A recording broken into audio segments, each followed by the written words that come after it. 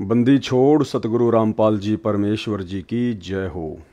सत्साई भाई और बहनों, दया परमपिता परमेश्वर सतगुरु रामपाल जी भगवान की, जिनके शुभ आशीर्वाद से लगातार इसार जेल से आए हुए इस 80 पेज के लेटर जिसकी पुस्तक बनी हुई है जब जब भूल पड़े, इसके ऊपर हमारे 4 पार्ट कंप्लीट हो चुके हैं। 4 पार्ट देखने के लिए आप जी इस वीडियो के ऊपर जो टाइटल है उसमें लिंक दिए गए हैं, आप जी देख सकते हैं। और परमेश्वर ने बहुत बड़ी दया बख्शी, काफ़ी कुछ बातें भगत समाज को, जिन बातों से भगत समाज अभी तक अनजान था, सतलोक आश्रम मैनेजमेंट हरियाणा के विषय में, संजय दिल्ली वाले के विषय में परमेश्वर जी ने बहुत कुछ खुलकर लिख दिया है। और 80 पेज का ये टोटल लेटर है। इस पर लगभग 4 वीडियो और बनेंगे।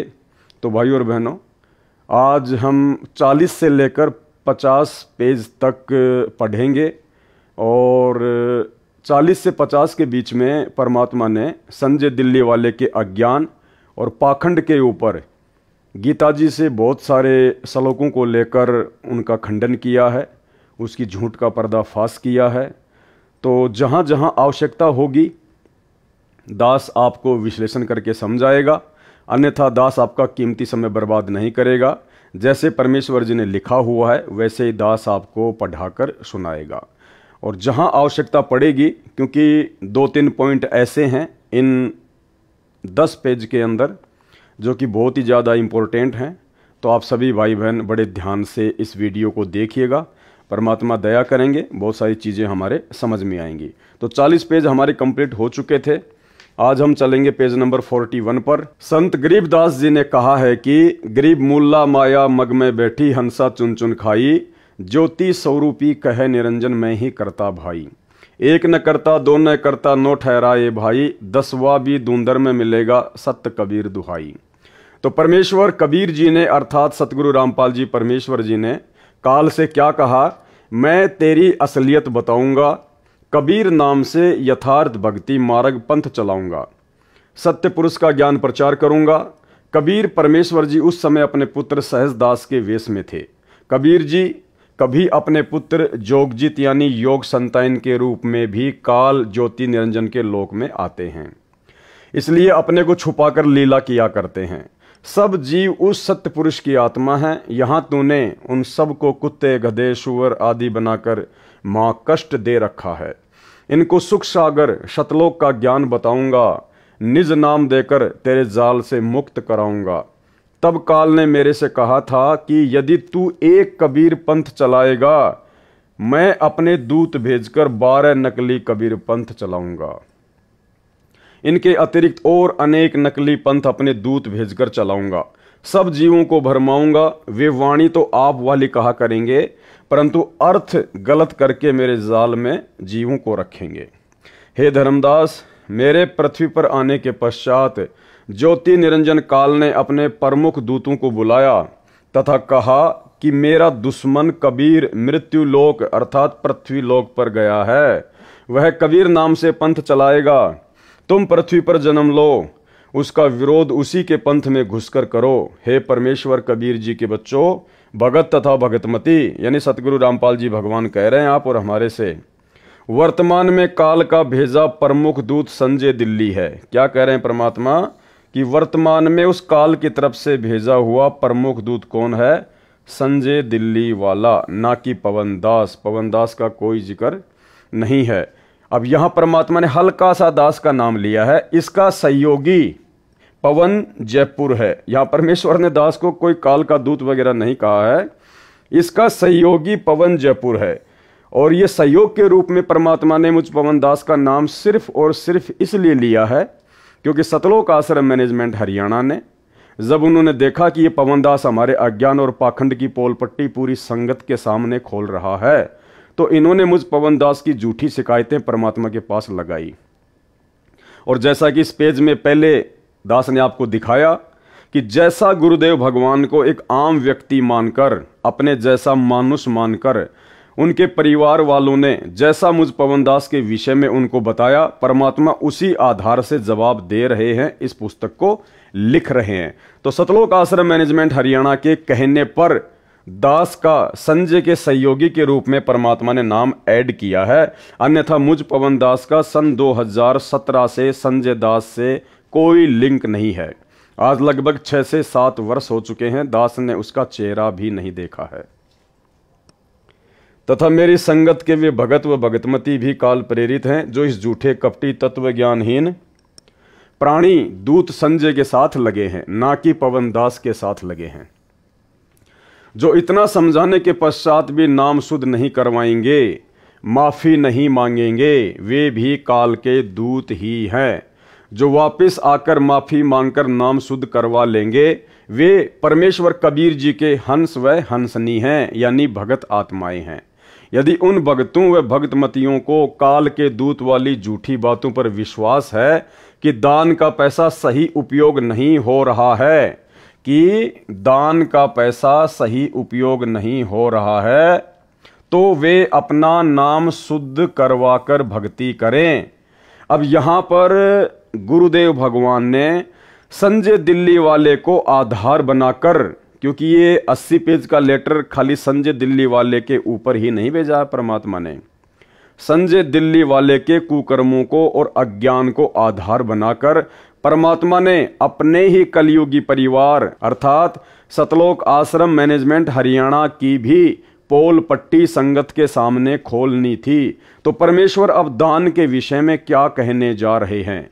जो भगत समाज आश्रमों से जुड़ा हुआ है और जो अंधा होकर ज्योति पाठ और दान का पैसा उन कुपात्रों को, गुरुदेव के कलयुगी बेटा बेटी भाई बंधु रिश्तेदारों को, सतलोक आश्रम मैनेजमेंट हरियाणा वालों को दे रहा है और अपने कर्म फोड़ रहा है, उनके लिए परमात्मा यहां पर संजय दिल्ली वाले को आधार बनाकर क्या संकेत कर रहे हैं, संगत के लिए परमात्मा का क्या आदेश है। तो गुरुदेव क्या कह रहे हैं कि दान का पैसा सही उपयोग नहीं हो रहा है तो वे नाम शुद्ध करवा कर भक्ति करें, दान ना करें, क्योंकि ये सत्य है। दान रूप में चाहे 1 रुपया हो चाहे लाख रुपया हो, भक्ति का विधान यही कहता है कि दान केवल भगत ने अपने सुपात्र सतगुरुदेव भगवान के हाथों में ही देना होता है, क्योंकि 21 ब्रह्मांड में सतगुरु के अलावा कोई भी सुपात्र नहीं है। तो ये सर्व संगत के लिए परमात्मा का संकेत है, आदेश है। इस पुस्तक जब जब भूल पड़े के माध्यम से हिसार जेल से सतगुरु रामपाल जी भगवान का, दान ना करें, जो भी दान करना है उस पैसे को अलग रखते रहो। यानी आपके मन में अगर दान करने की इच्छा होती है तो आप जी परमात्मा को संकल्प कर लो, अपने घर पर जहां भी आपने परमात्मा का दरबार लगा रखा है, आप वहां पर परमात्मा को संकल्प कर लो कि हे परमपिता परमेश्वर, सारी सृष्टि के रचनहार सतगुरु रामपाल जी परमेश्वर, आपका दास या दासी आप जी को ज्योति का संकल्प करता है या पाठ प्रकाश का संकल्प करता है, या परमात्मा ये 50,000 रुपये या 5,000 रुपये दास आपको संकल्प करता है, परमेश्वर आप जी इसको स्वीकार करें। और जब आप हिसार जेल से किसी भी आश्रम में या कहीं भी बाहर आओगे, परमात्मा उस समय ये संकल्प किया हुआ दान आप सुपात्र सतगुरुदेव भगवान के कर कमलों में सौंप दूंगा। तो परमेश्वर का भक्ति विधान कहता है कि साधु भूखा भाव का, धन का भूखा नहीं, और जो कोई धन का भूखा वो साधु भी नहीं। और वर्तमान में परमात्मा को किसी के पैसे की आवश्यकता भी नहीं है, क्योंकि पिछले 9 साल से गुरुदेव भगवान शारीरिक रूप से हिसार जेल में हैं। उनको केवल 2 टाइम की रोटी और 2 जोड़ी कपड़े जो प्रशासन उपलब्ध करवाता है, उनके पास आपके दान की एक फूटी कोड़ी भी नहीं जा रही है। आपके दान का सरेआम दुरुपयोग राजनीति में, आरक्षणबाजी में, गुंडों की सीबीआई जांच करवाने में, धनाना गांव में बैडमिंटन का स्टेडियम बनाने में, गांव वालों के लिए बसें एम्बुलेंस चलाने में, रोडे बनाने में, धनाना आश्रम में फालतू में हॉस्पिटल बनाने में, यानी तरह तरह के कुकर्मों में गुरुदेव का काल एजेंट कलयुगी परिवार वर्तमान में आपके द्वारा दिए गए ज्योति पाठ या अन्य दान का दुरुपयोग ही कर रहा है। तो परमेश्वर जी ने, सतगुरु रामपाल जी भगवान ने संजय दिल्ली वाले को आधार बनाकर अपनी पूरी संगत को यह निर्देशित कर दिया है, आदेश दे दिया है, उनको एक रास्ता बता दिया है कि आप वर्तमान में सतलोक आश्रम मैनेजमेंट हरियाणा को दान ना करें। देखो भाइयों और बहनों, बहुत सारी शंकाएं आपके मन में हो सकती हैं। कि हम तो जो गुरुजी के हिसार जेल से ऑडियो आते हैं, वीडियो कॉल आती हैं, उनमें तो गुरुजी कहते हैं कि बच्चों खुल के दान करो, खुल के दान करो। देखो भाई और बहनों, परमात्मा एक तीर से अनेकों शिकार करते हैं। जो नादान संगत है, जो भोली संगत है, जो तत्व ज्ञान से फिलहाल अपरिचित संगत है, जो परमात्मा के मिशन से अपरिचित है, परमात्मा ने उनको एक जगह जोड़कर भी रखना है। अगर वे आत्माएं आश्रमों में नहीं आएंगी, नहीं जाएंगी, क्योंकि साध संगति की उनको जानकारी नहीं है। साध संगति से जुड़ने के लिए उनको डराया जाता है, धमकाया जाता है कि तुम्हारा नाम खंड हो जाएगा, तुम्हारा पीला पर्चा निकाल देंगे, तुम्हारी नो एंट्री कर देंगे, गुरुजी के पास तुम्हारी शिकायत भेज देंगे, तुम्हें गुरुद्रोही घोषित कर देंगे, गुरुजी के आने के बाद तुम्हें आश्रम में एंट्री नहीं देंगे। तो उन आत्माओं को इस प्रकार से डरा दिया गया है। अब वे आत्माएं जो ज्ञान में कमजोर हैं, साध संगति से नहीं जुड़ पा रही हैं, गुरुजी के ज्ञान को आधार नहीं बना पा रही हैं, तो गुरुदेव को पता है कि ऐसी स्थिति में घर बैठकर भी भक्ति सफल नहीं की जा सकती जब तक भगत को ज्ञान पूर्ण नहीं है। तो परमेश्वर ने उनको आश्रमों से जोड़ के भी रखना है ताकि वो आते रहें, जाते रहें, भक्ति मार्ग से जुड़े रहें, अन्यथा वो दूसरे पंथों में जाकर अपना सब कुछ बर्बाद कर देंगे। दूसरा, परमात्मा ने थोड़ा बहुत ज्ञान प्रचार भी इन लोगों के माध्यम से करवाना है, सतलोक आश्रम मैनेजमेंट हरियाणा के माध्यम से। अन्यथा भाइयों और बहनों, आपने कहानी सुनी होगी जो परमात्मा अक्सर अपने सत्संगों में बताते हैं कि एक शिष्य था, उसके गुरु ने उसको एक सिद्धि करवा दी और गुरु ने कहा कि बेटा मेरी गैर हाजिरी में इस सिद्धि का प्रयोग मत करना। गुरु कुछ दिन के लिए बाहर चला गया। पीछे से चेले ने देखा कि भाई सारा काम मुझे करना पड़ रहा है, गुरुजी ने मुझे एक सिद्धि करवाई थी, क्यों ना मैं उस सिद्धि का प्रयोग करूं। उसने सिद्धि का प्रयोग किया। तुरंत वहां पर एक जो है वो जिन्न प्रकट हो गया और जिन्न ने कहा कि भाई मुझे काम बता, अगर काम नहीं बताएगा तो मैं तेरी गर्दन मरोड़ूंगा। तो उसने काम बताया कि गांव से जाके आटा लिया, वो फटाफट आटा मांग के ले आया, लकड़ी इकट्ठी करके ले आ, लकड़ी ले आ, रोटी बना, रोटी बना दी, झाड़ू निकाल दी। अब उसने देखा भाई इसको क्या काम बताऊं, और वो बोला मुझे काम पे लगा के रखना, अगर मुझे तूने फ्री छोड़ दिया तो मैं तेरी गर्दन मरोड़ूंगा। अब चेलाराम बड़ा दुखी, बड़ा परेशान हो गया, रो रो के गुरुजी को याद करने लगा कि आज ये मुझे मारेगा। इतने में गुरुजी उसको आते हुए दिखाई दिए। चेलाराम दौड़ के गया, गुरुजी के चरणों में गिर गया, रोने लगा। बोला भाई क्या हुआ? बोला गुरुजी बस पूछो मत क्या हुआ। बोला तूने वो सिद्धि यूज कर ली क्या? बोले हाँ गुरुजी। अरे बोला नालायक, मैंने तुझे मना किया था ना कि मेरी एब्सेंस में सिद्धि यूज मत करना। क्या हुआ? गुरुजी ऐसे ऐसे उसने सारा काम कर दिया। अब वो कह रहा है कि मुझे काम बता, नहीं तो मैं तेरी गर्दन मरोड़ूंगा। तो गुरुदेव ने कहा कि चल उसको ऐसा बोल कि वो एक लंबा सा बांस लेके आ जाए। तो उसने कहा कि भाई तू एक लंबा सा बांस लेके आ जा। वो फटाफट एक बांस लेके आ गया।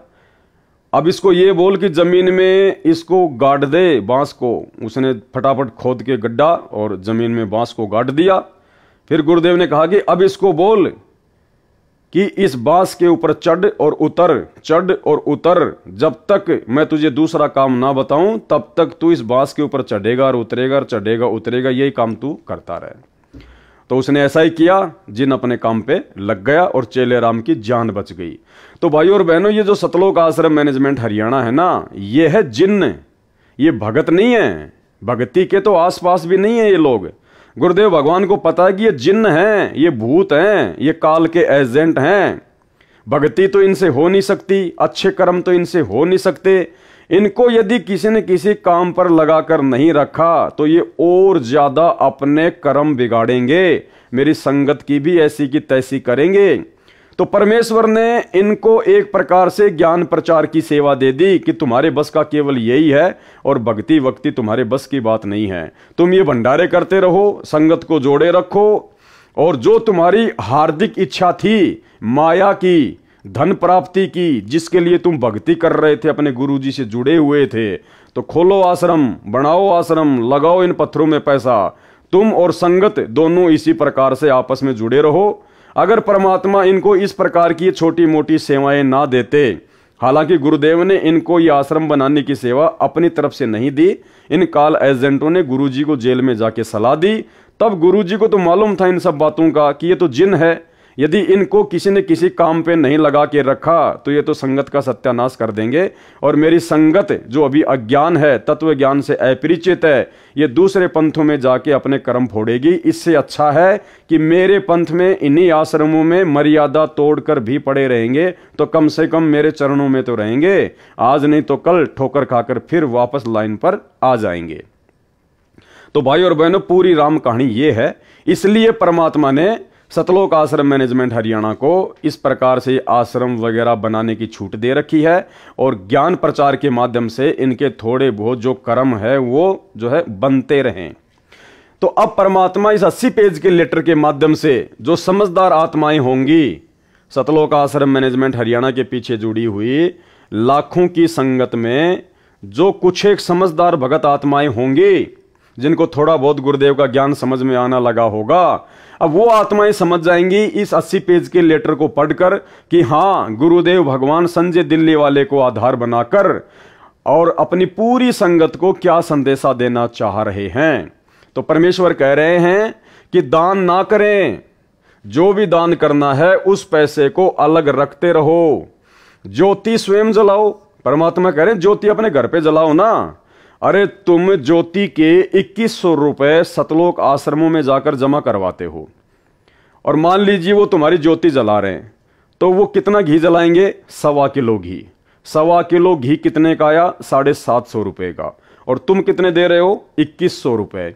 अब तुम्हें यह भी नहीं पता कि बाकी के पैसे तुम्हारे कहां लग रहे हैं, किस सेवा में लग रहे हैं, क्योंकि राजनीति में भी लग रहे हैं, आरक्षणबाजी में भी लग रहे हैं, गुंडों की सीबीआई जांच में भी लग रहे हैं, अपनी मौज मस्ती में भी लग रहे हैं, फालतू में आश्रमों पे आश्रम बनाए जा रहे हैं, उन पत्थरों में भी पैसे बर्बाद हो रहे हैं। तो ये विचार आप लोगों ने करना पड़ेगा कि 2100 रुपए देने के बजाय इन कुपात्रों को आप जी 2100 रुपए का 3 किलो घी लाके अपने घर पे जोत जलाओ ना परमात्मा की, उससे कहीं ज्यादा आपको लाभ मिलेगा। आप 2100 रुपए दे रहे हो, आपके 750 रुपए का मान लीजिए वो घी की आपकी ज्योति भी जला रहे हैं, तो आपको लाभ कितना हुआ? खाली 750 रुपए तक का ही तो होगा। और वो भी कन्फर्म नहीं है, वो भी कन्फर्म नहीं है कि आपके 750 रुपए का घी जलाया जा रहा होगा। तो इससे तो अच्छा है ना आप अपने घर पर घी लाकर परमात्मा के आदेश अनुसार, क्योंकि गुरुदेव का आदेश है कि ज्योति जलाओ, चाहे अखंड जलाओ। गुरुदेव कह रहे हैं चाहे कितना ही घी डालो, चाहे दिन में 1 किलो घी जलाओ, अखंड जलाओ, चलने दो 24 घंटे। जब दास बड़ी जेल से आए, यानी जब सतगुरु रामपाल जी भगवान हिसार जेल से बाहर आए, तब सारा पैसा दान कर देना, उस समय अपने गुरुजी के हाथों में दे देना वो पैसा। परंतु कुपात्र को दान देना तो कुछ लाभ नहीं मिलेगा, परंतु कुपात्र को दिए गए दान का कुछ भी लाभ नहीं मिलेगा। और ये सतलोक आश्रम मैनेजमेंट हरियाणा कुपात्र है, संजय दिल्ली वाला कुपात्र है, और मैं पवन दास ज्योति तथा पाठ का पैसा किसी से लेता नहीं। तो भाई और बहनों, अपना पैसा संकल्प करके अपने घर पर रखिए, परमात्मा की ज्योति का घी जलाओ, अखंड जलाओ, मालिक का आदेश आ गया है। और जितना भी आपको दान करना है गुरुदेव को संकल्प कर लो, साधु भूखा भाव का धन का भूखा नाई। उसी समय आपका पैसा गुरुजी के पास में पहुंच जाता है। बाकी जो कागज के टुकड़े हैं वो परमात्मा आने के बाद में ले लेंगे। तो स्पष्ट आदेश है सतगुरु रामपाल जी भगवान का।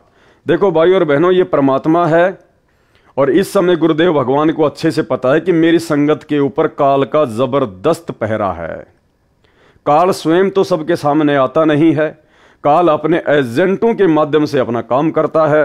और एजेंट वर्तमान में सतलोक आश्रम मैनेजमेंट हरियाणा बना हुआ है, गुरुजी के बेटा बेटी भाई बंधु रिश्तेदार और ये चंद कोऑर्डिनेटर लोग बने हुए हैं।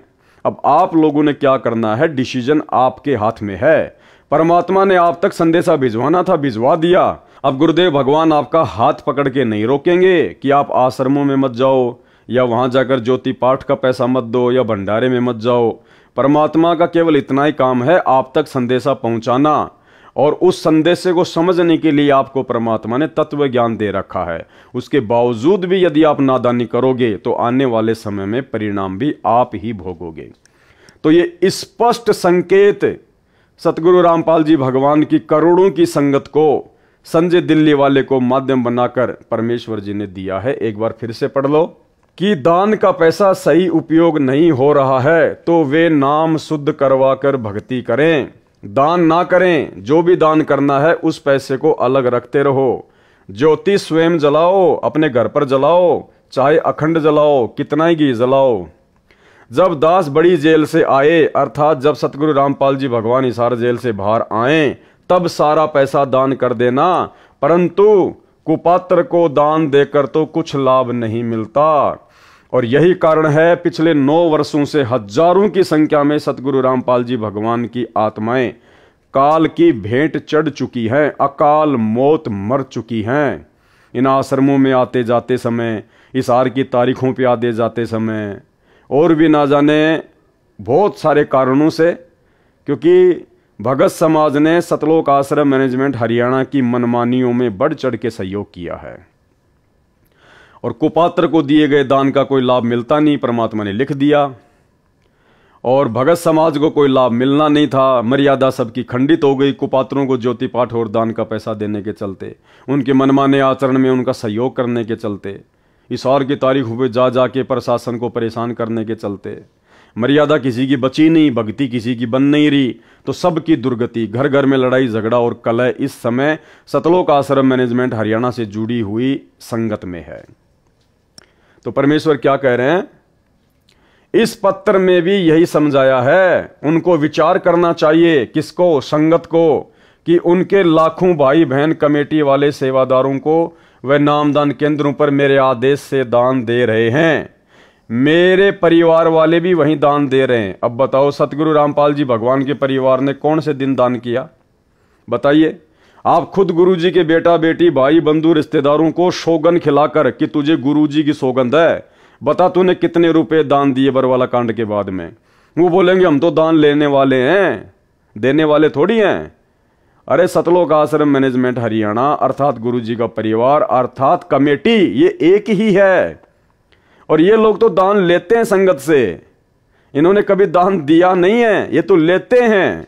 तो विचार करना चाहिए भाइयों बहनों। परमात्मा ने जो हकीकत थी वो ऊपर बता दी, और यहां गुरुदेव ने संकेत भी कर दिया कि मेरे परिवार वाले भी वहीं पर दान दे रहे हैं, जबकि गुरुदेव का परिवार 1 रुपया भी जेब से निकाल के नहीं देता, 1 रुपया भी, क्योंकि उनके पास में अपना पैसा है ही नहीं, उनके पास में पैसा है ही नहीं। वो तो खुद संगत के दान के ऊपर हराम के टूक तोड़ रहे हैं, संगत के दान के ऊपर अपना पेट भर रहे हैं, वो कहां से दान करने वाले हैं। तो ये संकेत है परमात्मा का, समझदार समझ जाएंगे। क्या उन्होंने सब जांच पड़ताल नहीं की होगी? गुरुदेव कह रहे हैं क्या संगत ने मेरे परिवार वालों को ज्योति पाठ और दान का पैसा देने से पहले क्या जांच पड़ताल नहीं की होगी? इशारा कर रहे हैं परमात्मा कि संगत नादान है, बेखबर है। क्या उन्होंने सब जांच पड़ताल नहीं की होगी कि दान का पैसा ठीक खर्च हो रहा है? जांच पड़ताल तो बिल्कुल हो गई। सत्सेवकों ने सैकड़ों वीडियो बना दिए इनके कुकर्मों के ऊपर। इन्होंने धनाना गांव में धनाना गांव वालों के लिए 50 लाख रुपए जो भक्तों का ज्योति पाठ और दान का पैसा था, बैडमिंटन का स्टेडियम बना दिया। तो ये पैसा बर्बाद हो रहा है ना। हरियाणा के जाट आरक्षण में इन्होंने करोड़ों रुपया जाट आरक्षण संघर्ष समिति को दिया चंदे के रूप में। क्या ये पैसे का दुरुपयोग नहीं है? क्या इन्होंने उन कुपात्रों को दान नहीं दिया? तुमने तो मैनेजमेंट वाले कुपात्रों को दे दिया। मैनेजमेंट ने हरियाणा के जाट आरक्षण में उन जगत वाले कुपात्रों को दे दिया। राजस्थान में राजपूत करणी सेना को 5 लाख रुपए नगद आनंदपाल सिंह की सीबीआई जांच के लिए दिया। तुमने तो दिया उन कुपात्रों को पैसा, मैनेजमेंट वालों को। उन कुपात्रों ने आगे राजपूत करणी सेना वाले कुपात्रों को पैसा दे दिया। सरेआम तुम्हारे दान का दुरुपयोग। क्या उन्होंने सब जांच पड़ताल नहीं की होगी कि दान का पैसा ठीक खर्च हो रहा है या गलत है? देखो संकेत कर रहे हैं परमात्मा ये प्रश्नवाचक चिन्ह लगाकर कि गलत। उनको विश्वास है कि पैसा सही प्रयोग हो रहा है। आपको भी विश्वास करना चाहिए। बिल्कुल नहीं कर सकते, क्योंकि ये हमारी परीक्षा है। परमात्मा परीक्षा लेगा। हम कैसे विश्वास करेंगे जब गुरुदेव भगवान ने सत्संगों में कह दिया कि तुम्हारे सतगुरु के अलावा धरती पर कोई भी सुपात्र नहीं है, दान लेने का अधिकारी नहीं है। फिर हम कैसे अपने जैसे 2 कोटि के जीवों को पैसा देके विश्वास करें? कर ही नहीं सकते। गुरु बिन दान पुण्य जो कर ही मिथ्या होय कभू न फल ही। गुरु बिन माला फेरते, गुरु बिन देते दान, गुरु बिन दोनों निष्फल है, चाहे पूछो वेद पुराण। ये है परमात्मा का विधान। तो ये जो लाइन लिखी है परमात्मा ने, आपको भी विश्वास करना चाहिए। अपने सत्संगों में परमात्मा ने यह कभी नहीं कहा कि आपको अपने जैसे 2 कोड़ी के भक्तों को दान देना चाहिए, या भगत दान लेने के लिए सुपात्र है, या आपको उन पर विश्वास करना चाहिए। ये परमात्मा ने कभी भी अपने सत्संगों में नहीं कहा। इसलिए ये हम भक्तों की परीक्षा है। बात अब ज्योति के 2100 रुपए की करता हूं। कबीर कहे कबीर पुकार के, दोए बात लख ले, एक साहिब की भक्ति व भूखों को कछु दे। कबीर धन चाहे तो दान कर, मुक्ति चाहे जप नाम, जो कोई दोनों नी इच्छा करे, करे सब ही काम। कबीर गुरु से शिष्य जब दीक्षा मांगे, मन कर्म वचन धरे धन आगे। गुरु से शिष्य जब दीक्षा मांगे, तो आप दीक्षा किससे मांग रहे हो भाई? आपको तो सतलोक आश्रम मैनेजमेंट हरियाणा दीक्षा दे रहा है, आपको तो अपने जैसे 2 कोड़ी के जीव दीक्षा दे रहे हैं। तो मन कर्म वचन और वो धन अपने गुरुजी के सामने रखा जाता है, ना कि भगत भाइयों के सामने। गरीबदास जी ने कहा है कि तन मन धन सब अर्पिए, भक्ति मुक्ति के काज, और जिनके उर में बंदगी, तो क्या इंदर का राज। कबीर 10वां अंश गुरु को दीजिए, जीवन जन्म सफल कर लीजिए। और तुम दान रूप में 10वें अंश का पैसा किसको दे रहे हो? सतलोक आश्रम मैनेजमेंट हरियाणा को। जबकि 10वें अंश का पैसा दान रूप में किसको दिया जाता है? अपने गुरु को। तो टोटल भक्ति विधान के खिलाफ आपका हर एक कदम बढ़ रहा है।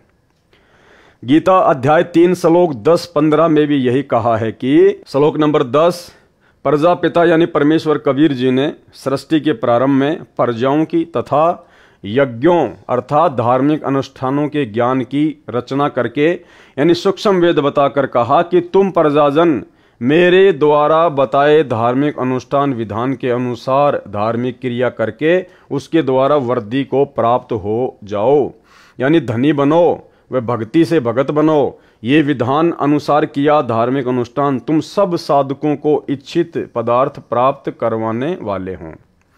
मेरे अतिरिक्त जितने भी गीता के अनुवाद करता हैं, गुरुदेव भगवान कह रहे हैं, मेरे अतिरिक्त जितने भी गीता के अनुवाद करता हैं उन सब ने ब्रह्मा को प्रजापति लिखा है, उनकी बुद्धि काढ़ने बंद कर रखी है। श्लोक नंबर 11, इस यज्ञ यानी मर्यादा में रहकर किए गए धार्मिक अनुष्ठान द्वारा देवताओं को उन्नत करो। वे देवता तुम सब साधकों स्त्री पुरुष को उन्नत करें, यानी भौतिक व आध्यात्मिक धन के धनी बनाएं। इस प्रकार निस्वार्थ भाव से आपस में एक दूसरे को उन्नत करते हुए तुम सब पर यानी ज्योति निरंजन वाले मोक्ष लाभ से दूसरा जो पूर्ण मोक्ष लाभ है उस कल्याण को प्राप्त हो जाओ। गीता अध्याय 15 श्लोक 1 से 4 में पूर्ण ब्रह्म को तो वृक्ष की जड़ बताया तथा अक्षर पुरुष को तना, क्षर पुरुष ज्योति निरंजन को डार, तीनों देवताओं रजगुण ब्रह्मा, सतगुण विष्णु, तमगुण शिव को शाखा तथा पत्तों को संसार बताया है। इन श्लोकों में उसी के आधार से कहा है कि शास्त्र विधि अनुसार यानी गुरु मर्यादा में रहकर धार्मिक अनुष्ठान करके यानी पूर्ण ब्रह्म की जो वृक्ष की मूल है सच्चाई पूजा करो, जिससे देवता रूपी शाखा बढ़ेंगी, यानी देवताओं के पास सत्य साधक के शुभ कर्म व पुण्य कर्म जमा हो जाएंगे। ये देवता कर्म का फल ही देते हैं, इसलिए कहा है। याद रखें, इस अध्याय 3 के श्लोक 15 में स्पष्ट है कि ब्रह्म यानी ज्योति निरंजन काल ब्रह्म की उत्पत्ति अविनाशी परमात्मा कबीर जैसे हुई है। वह सर्वगतम ब्रह्म सर्वव्यापी परम अक्षर परमात्मा नित्यम नित्य ही सदा ही धार्मिक अनुष्ठानों में प्रतिष्ठित है, यानी इष्ट रूप में पूज्य है। जैसे गीता अध्याय 15 श्लोक 1 से 4 तथा 16 से 15 में कहा है कि यह संसार पीपल के उल्टे लटके पेड़ के समान है, जिसकी जड़ तो ऊपर परम अक्षर परमात्मा जानो तथा नीचे तीनों गुणों रजगुण ब्रह्मा, सतगुण विष्णु तथा तमगुण शिव को शाखा जानो। जो इस संसार रूप वृक्ष के सर्व भागों को जानता है कि उस संसार रूप वृक्ष का तना कौन देव है, डार कौन देव है, जड़ कौन प्रभु है, शाखाएं कौन देवता हैं, पत्ते क्या कहें। जो व्यक्ति उस संसार रूप वृक्ष को इस प्रकार विस्तार से जानता है वह संत वेद के तात्पर्य को जानने वाला है, यानी तत्वदर्शी संत है। कबीर परमेश्वर जी स्वयं सतगुरु बनते हैं तथा तत्व ज्ञान बताते हैं। क्या कह रहे हैं गुरुदेव? कबीर परमेश्वर जी स्वयं सतगुरु बनते हैं। क्या बनते हैं? सतगुरु, जो आज सतगुरु बनकर आप और हमारे बीच में प्रकट हैं। कबीर परमात्मा स्वयं ही सतगुरु की भूमिका निभाते हैं। परमेश्वर कबीर जी ने बताया है कि कबीर अक्षर पुरुष एक पेड़ है, निरंजन वा की डार, तीनों देवा शाखा हैं, पात रूप संसार। इसका विस्तृत वर्णन पहले इसी पत्र समझा है तो सिर धर पांव में कर दिया है। यहाँ पर अध्याय 3 के श्लोक 10-15 का इसी प्रकरण से संबंध है, इसलिए आंशिक वर्णन करना अनिवार्य था, वह किया है ताकि इनका यथार्थ भाव पढ़ने वाले को आसानी से समझ में आ जाए। Page number 43। गीता अध्याय 3 श्लोक 12। धार्मिक अनुष्ठान जो गुरु जी की आज्ञा से करवाए जाते हैं। धार्मिक अनुष्ठान क्या है? ज्योति करवाना, पाठ करवाना, भंडारा करवाना।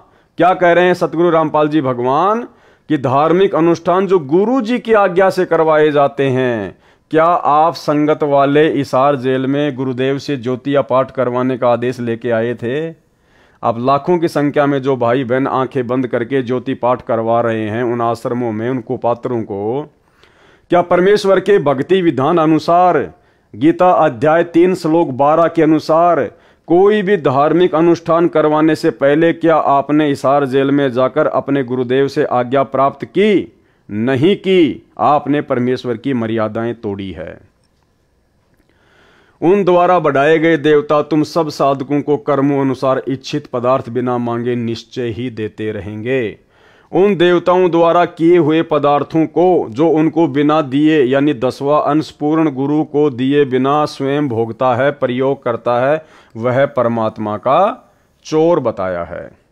विवेचन गीता अध्याय 15 श्लोक 1 से 4, 16 से 17 का सार यह है कि यह संसार एक वृक्ष के तुल्य जानो, जिसकी जड़ को परम अक्षर ब्रह्म यानी पूर्ण ब्रह्म जानो, तने को अक्षर पुरुष यानी पर ब्रह्म जानो, एक मोटी डार को ज्योति निरंजन काल ब्रह्म यानी क्षर पुरुष जानो, और मानो कि उस डार को 3 शाखाएं हैं, उनको रजगुण ब्रह्मा, सतगुण विष्णु तथा तमगुण शिव जानो। इन तीनों शाखाओं को जितने पत्ते लगे हैं उनको संसार के जीव जंतु मानव जानो। पौधे से पेड़ बनता है, जैसे बीज बोया पौधा बना, उस पौधे की मूल को जल डाला यानी सिंचाई की तो पौधे के सब अंग जैसे तना, डार, शाखा व पत्ते विकसित हुए, पौधा पेड़ बना। फिर शाखाओं को फल लगे, बिना मांगे ही फल अपने पेड़ से मिलने लगे, पक पक कर गिरने लगे। यह एक उदाहरण है। गीता में लिखे प्रसंग को दास ने ठीक से समझा और समझाया है, जो वर्तमान तक किसी ऋषि, महर्षि व देवताओं को समझ नहीं आया था। यह संजय दिल्ली अज्ञानी कूत्रक देता है। कौन देता है? संजय दिल्ली वाला, ना कि पवन दास। यह संजय दिल्ली वाला अज्ञानी कूत्रक देता है कि रामपाल को ज्ञान नहीं है, वह पेड़ की जड़ को पूर्ण ब्रह्म बताता है। संजय स्वयं मूर्ख है, उसे सब मूर्ख लग रहे हैं, मूर्ख को सब मूर्ख ही लगते हैं। दास ने कहा है कि न तो पेड़ पूर्ण ब्रह्म है, न उसकी जड़, न मिट्टी जिससे पेड़ को पोषक तत्व प्राप्त होते हैं। यह तो प्रकरणवश उदाहरण देकर गीता में तथा सूक्ष्म वेद में अध्याय ज्ञान समझाया है।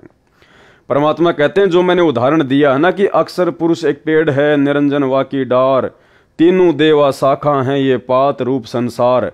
तो संजय दिल्ली वाले ने कहा कि संत रामपाल जी तो कहते हैं कि पेड़ की जो जड़ है, जो जमीन में है, जो गुप्त है, दिखाई नहीं देती, वो कबीर भगवान है, जिससे पूरा पेड़ फलता फूलता है।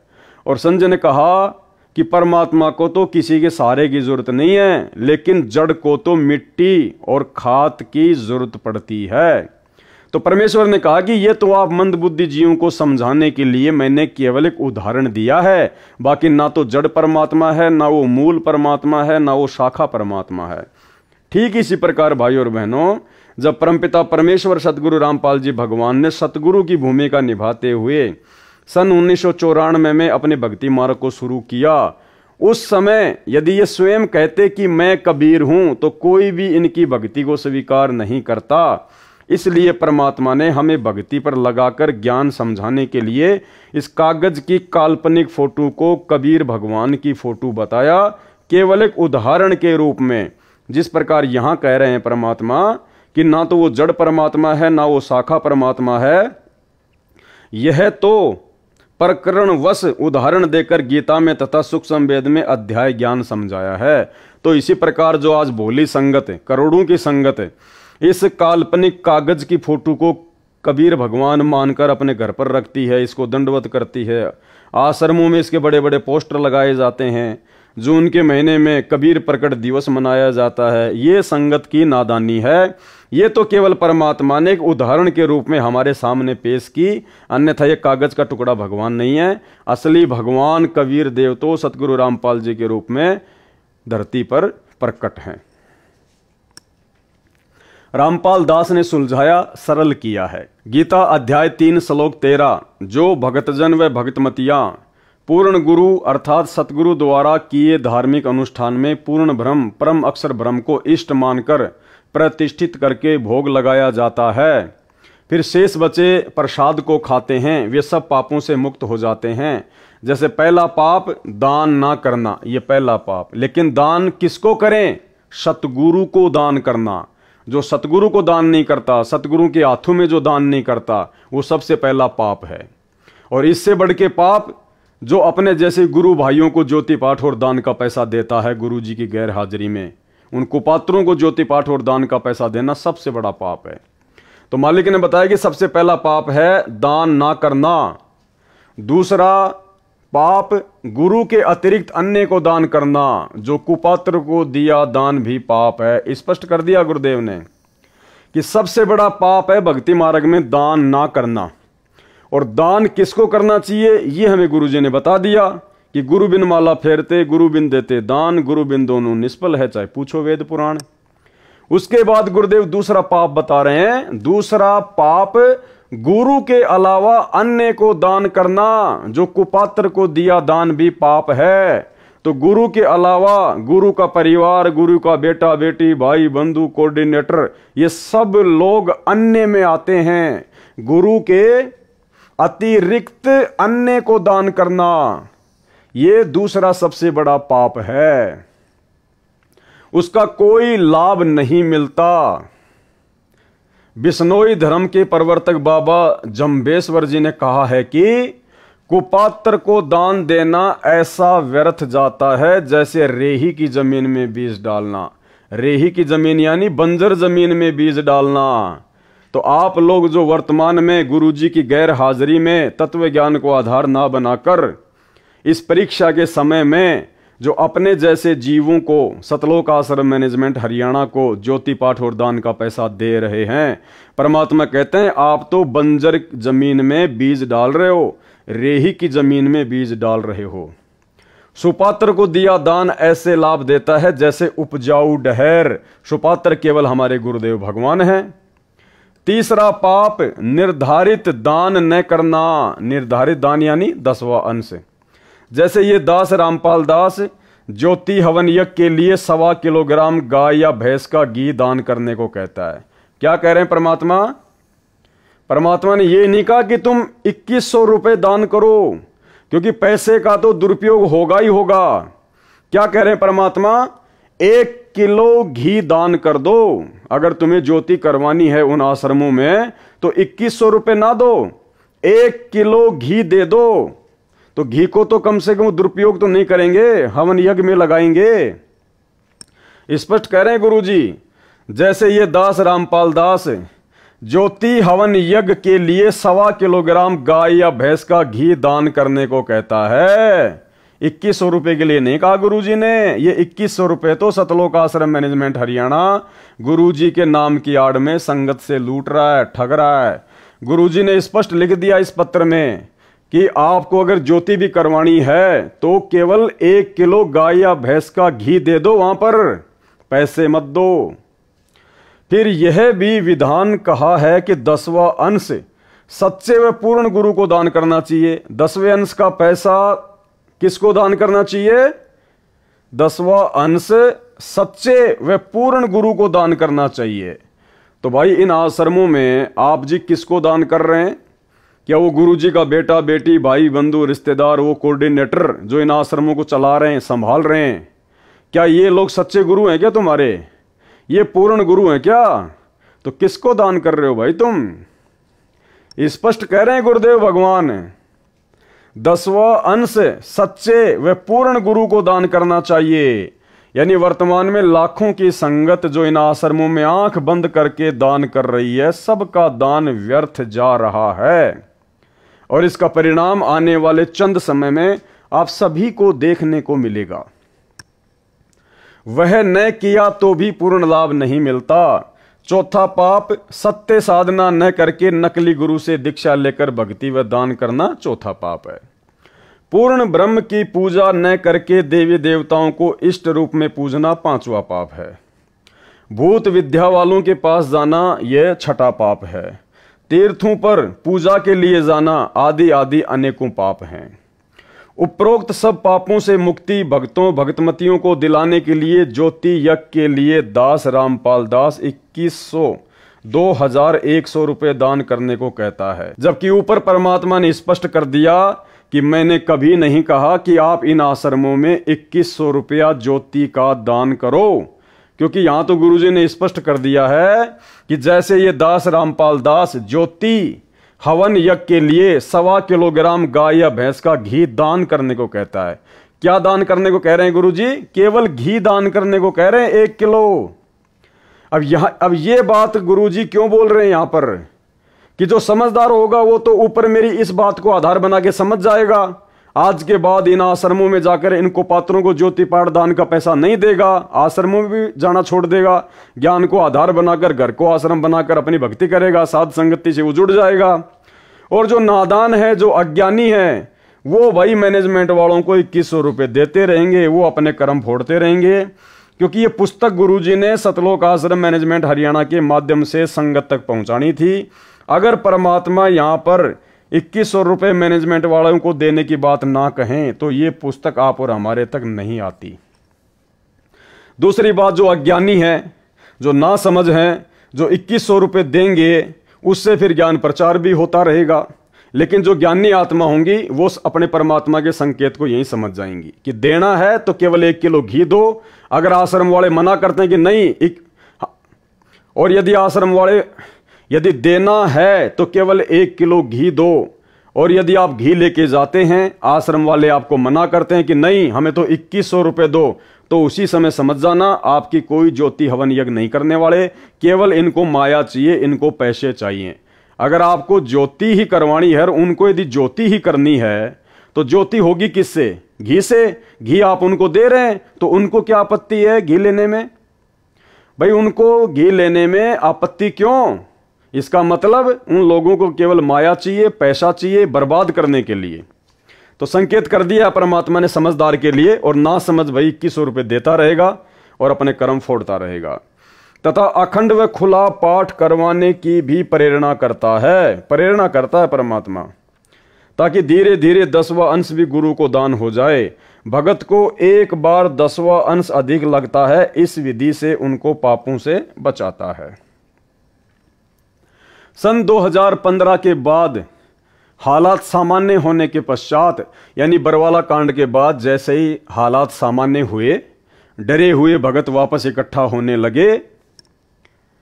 प्रतिवर्ष परमेश्वर कबीर जी के प्रकट दिवस पर विशाल भंडारा किया जाता रहा है।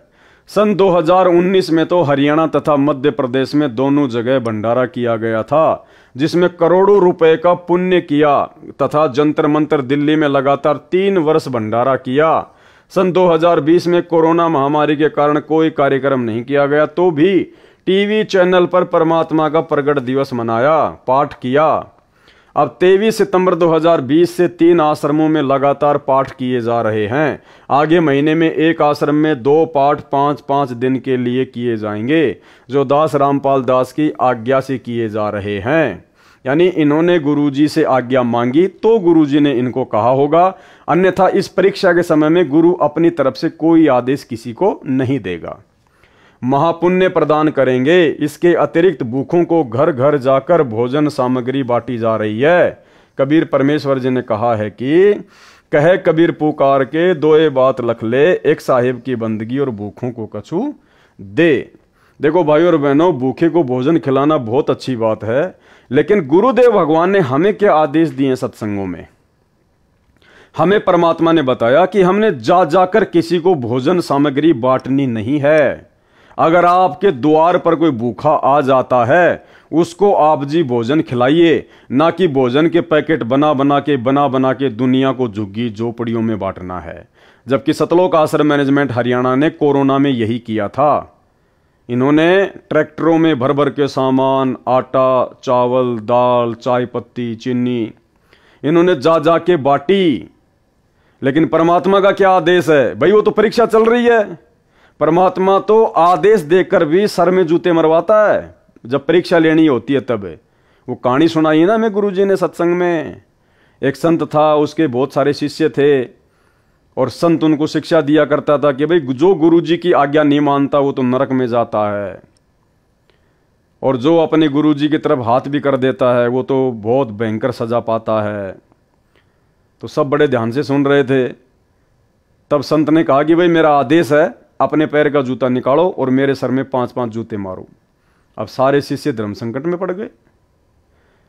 बहुत देर हो गई, तब गुरु ने कहा, अरे क्या हुआ? मैं तुम्हें यही शिक्षा देता था क्या? अरे गुरु की आज्ञा का पालन नहीं करोगे तो नरक में जाओगे। अब एक तरफ तो गुरु की आज्ञा और दूसरी तरफ आज्ञा क्या? गुरु के सर में जूते मारना। अब किसी की हिम्मत नहीं पड़ी। अंत में एक शिष्य खड़ा हुआ, गुरु जी के पास आया, अपने पैर का जूता निकाला और अपने सिर में मारे 5। तो इस प्रकार से भाई और बहनों, गुरु जो है वो परीक्षा के समय में उल्टा आदेश देकर भी परीक्षा ले सकता है। और अगर इनको आदेश सतगुरु रामपाल जी भगवान की ओर से था कोरोना के समय में जा जाकर लोगों को सामग्री बांटने का, तो ये उनकी परीक्षा थी जिसमें वो लोग फेल हो गए। क्योंकि सत्संग में गुरुजी ने अपना विधान बताया। सत्संग गुरु का पक्का विधान है, अटल विधान है। कल को गुरुजी नहीं रहेंगे सतगुरु रूप में, गुरु रूप में, तब उनके सत्संग रहेंगे। हजारों साल तक जो गुरुजी का मार्ग चलेगा गुरुजी की गैर हाजिरी में, वो गुरुजी के सत्संगों के आधार से ही चलेगा। तो सत्संगों में जो गुरुजी ने अपना विधान बता दिया, जो नियम मर्यादा बता दी, वो अटल है।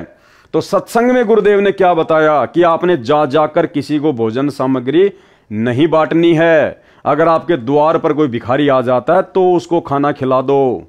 जबकि इन लोगों ने जा जाकर सामग्री बांटी है, जो कि गुरुजी के ज्ञान के विरुद्ध था। कहे कबीर पुकार के दोए बात लख ले, एक साहिब की बंदगी और भूखों को कछु दे। अर्थात कबीर परमेश्वर जी का आदेश है कि भगत पूर्ण गुरु की शरण में जाए और उसको 10वां अंश दान करे। वह भक्ति कराता है तथा भूखों को भोजन व्यवस्था भी करवाता है। अब देखो ये क्या आ गया, क्या आदेश आ गया। ऊपर तो परमात्मा ने मैनेजमेंट वालों की बातों को लिख दिया कि इन्होंने जा जाकर लोगों को भोजन बांटा जब कोरोना आया तब, और यहां गुरु जी क्या कह रहे हैं? अर्थात कबीर परमेश्वर जी का आदेश है, ये आदेश बता रहे हैं, परमात्मा का विधान बता रहे हैं ये। अर्थात कबीर परमेश्वर जी का आदेश है कि भगत पूर्ण गुरु की शरण में जाए और उसको 10वां अंश दान करे।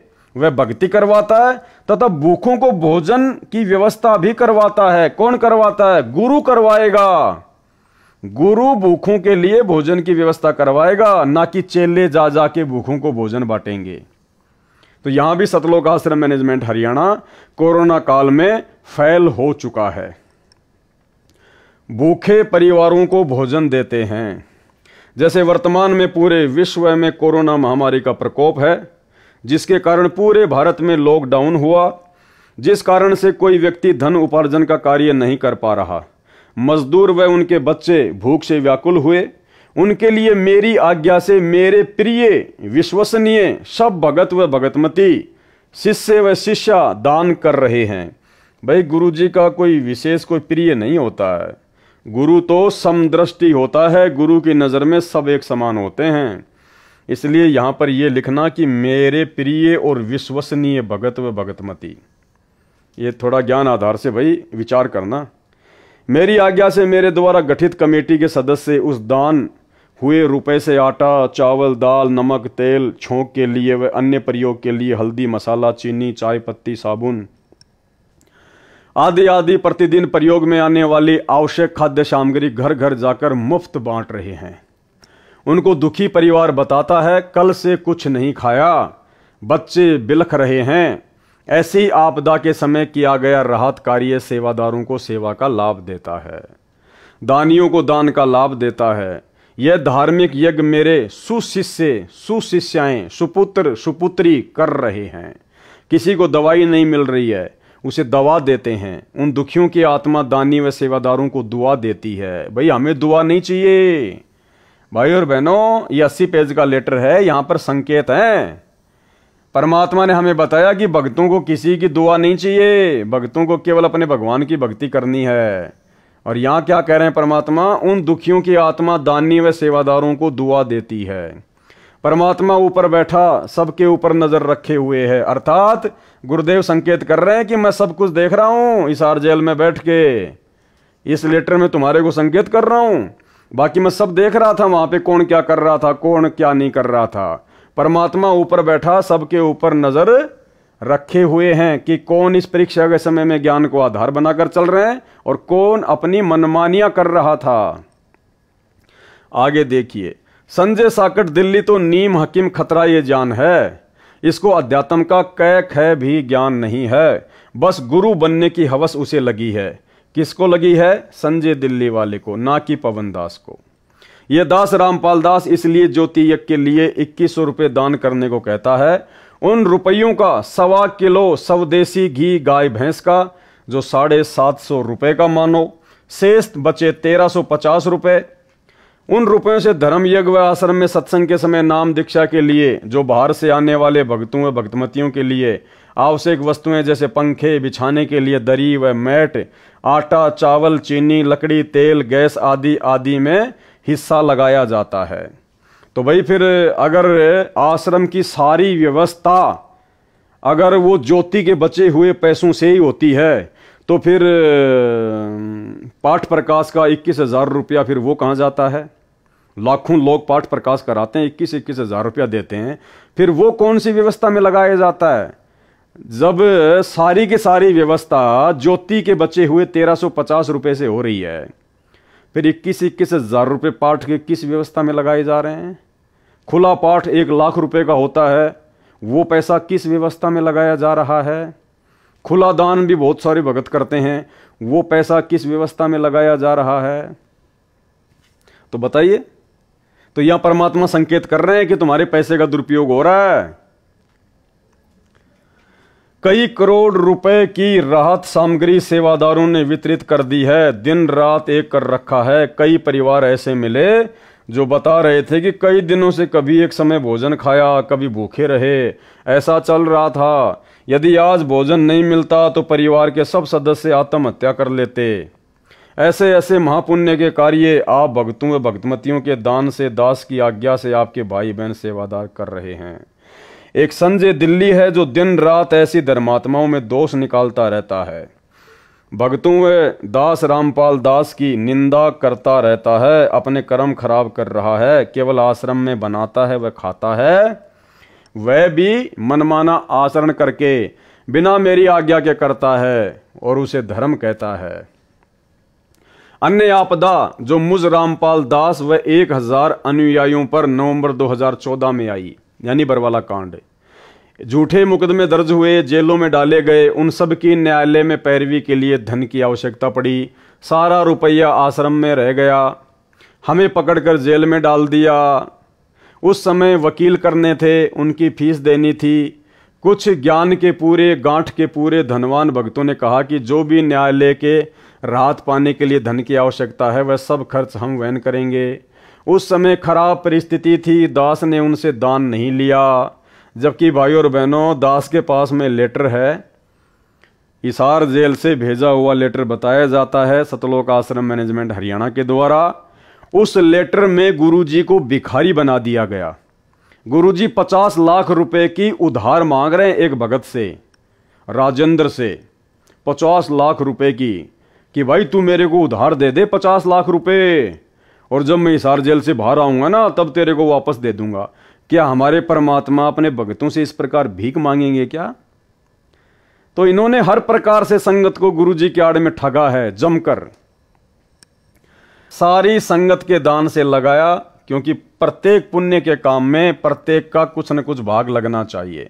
जो भगत जेलों में डाले गए उनका सारा खर्चा जेल का व कुछ रुपए उनके घर पर प्रति महीने खर्चे के भेजे जाते हैं। कुछ ऐसे भगत भी हैं जिन्होंने अपने वकील स्वयं किए तथा घर का खर्च भी कुछ एक नहीं लेते, परंतु उनकी संख्या नाम मात्र है। 940 भगत प्रत्येक तारीख पेशी पर हिसार आते हैं। उनके भोजन की व्यवस्था भी भगतों के दान से मुफ्त की जाती है। उनको जाते समय 2 दिन का भोजन भी साथ दिया जाता है जो दूर स्थान से आते हैं। उनको आने जाने का किराया भी दिया जाता है। कुछ एक किराया नहीं लेते, वे नाम मात्र ही हैं। इससे भगतों को महसूस नहीं हो रहा है कि हम कष्ट उठा रहे हैं, क्योंकि उनको दास के सत्संगों से ज्ञान भी हो गया है। परमेश्वर कबीर जी ने कहा है, कबीर मानव संसारी लगन में दुख सहे करोड़ा, सतगुरु शरण में आए के जो दुख सहे सो थोड़ा। अर्थात मानव स्त्री पुरुष अपने सांसारिक कार्यों में अनेकों कष्ट सहन करते हैं, मुकदमे भी होते हैं, जेलों में भी जाते हैं, यात्रा में गर्मी सर्दी में आते जाते हैं, पैसे भी खर्च होते हैं, समय भी व्यर्थ जाता है, कष्ट भी उठाते हैं। कभी कभी तो सर्दी के मौसम में रेलवे स्टेशन पर एक चद्दर में रात गुजारनी पड़ जाती है। किसी की पुत्र वधू ने आत्महत्या कर ली, सारा परिवार जेल में, धन खर्च, कष्ट भी, घर का नाश हो जाता है। इसके विपरीत भगत परमात्मा की भक्ति व सतगुरु शरण में जो कष्ट उठाते हैं उनका समय व्यर्थ नहीं होता। वे भक्ति सुमरण करते करते यात्रा करते हैं, उनका खर्च हुआ किराया धर्म माना जाता है। जो हिसार कोर्ट में केस में हाजिरी के लिए तारीखों पर आते हैं उनको आम के आम, गुटलियों के दाम दोनों मिलते हैं। जैसे अनेकों अनुयायी गुरुजी के दर्शन व जेल धाम पर दंडवत प्रणाम करने महीने में कई बार आते हैं, जो निकट के निवासी हैं, दूर दूर स्थान वाले भी महीने में 2 महीने में दंडवत प्रणाम करने संत दर्श को चलने का पुण्य लाभ लेने आते हैं। अब भाइयों और बहनों, संत दर्श का पुण्य लाभ ऐसे नहीं मिलता है। संत दर्श का पुण्य लाभ जब मिलता है जब आपको संत के दर्शन हो, संत का आशीर्वाद मिले, उसको संत दर्श का लाभ मिलता है। संत दर्श को चालिए तज माया अभिमान, और ज्यों ज्यों कदम आगे धरे त्यों त्यों यज्ञ समान। ये वाणी परमात्मा ने किस परिस्थिति में बोली थी? जब द्वापर युग में पांडवों का यज्ञ सफल नहीं हो रहा था और श्री कृष्ण जी 5 पांडवों को नंगे पैर सुदर्शन सुपथ की झोपड़ी में लेके गए थे। उस समय के लिए परमात्मा ने ये वाणी बोली है कि संत दरस को चालिए तज माया अभिमान, क्योंकि श्री कृष्ण जी और 5 पांडव 2-3 किलोमीटर पहले ही अपने रथ से नीचे उतर गए थे, नंगे पैर हो लिए थे और परमात्मा की झोपड़ी तक गए थे। और जब वो झोपड़ी में गए तो सुपथ सुदर्शन के रूप में उनको परमात्मा के दर्शन भी हुए। क्या आज वर्तमान में हिसार जेल के आगे नाक रगड़ने वालों को संत रामपाल जी के दर्शन हो रहे हैं? क्या संत रामपाल जी का आशीर्वाद मिल रहा है? इसलिए भाइयों और बहनों, ये आप और हमारी ये परीक्षा है। इस वाणी का फायदा उठाकर सतलोक आश्रम मैनेजमेंट हरियाणा वालों ने हमारे को मूर्ख बनाया। अगर हिसार जेल के आगे जाकर नाक रगड़ने से, दंडवत प्रणाम करने से ही गुरु जी का आशीर्वाद मिलता है, तो भाई फिर बाकी दिन जो आप अपने घर पर आरती के समय, सत्संग सुनने से पहले या वैसे सुबह शाम जो गुरुजी को दंडवत प्रणाम करते हो अपने घर पर, इसका मतलब उस दंडवत का तो कोई लाभ आपको नहीं मिल रहा, क्योंकि लाभ तो आपको हिसार जेल के आगे जाकर दंडवत करने से ही मिलेगा। क्या आपके घर पर परमात्मा नहीं है? क्या आपके घर पर आपके गुरुदेव भगवान विराजमान नहीं है? अगर आपके घर पर गुरुजी विराजमान नहीं है तो घर पर आप जो दंडवत करते हैं तो क्या दीवारों के सामने करते हैं?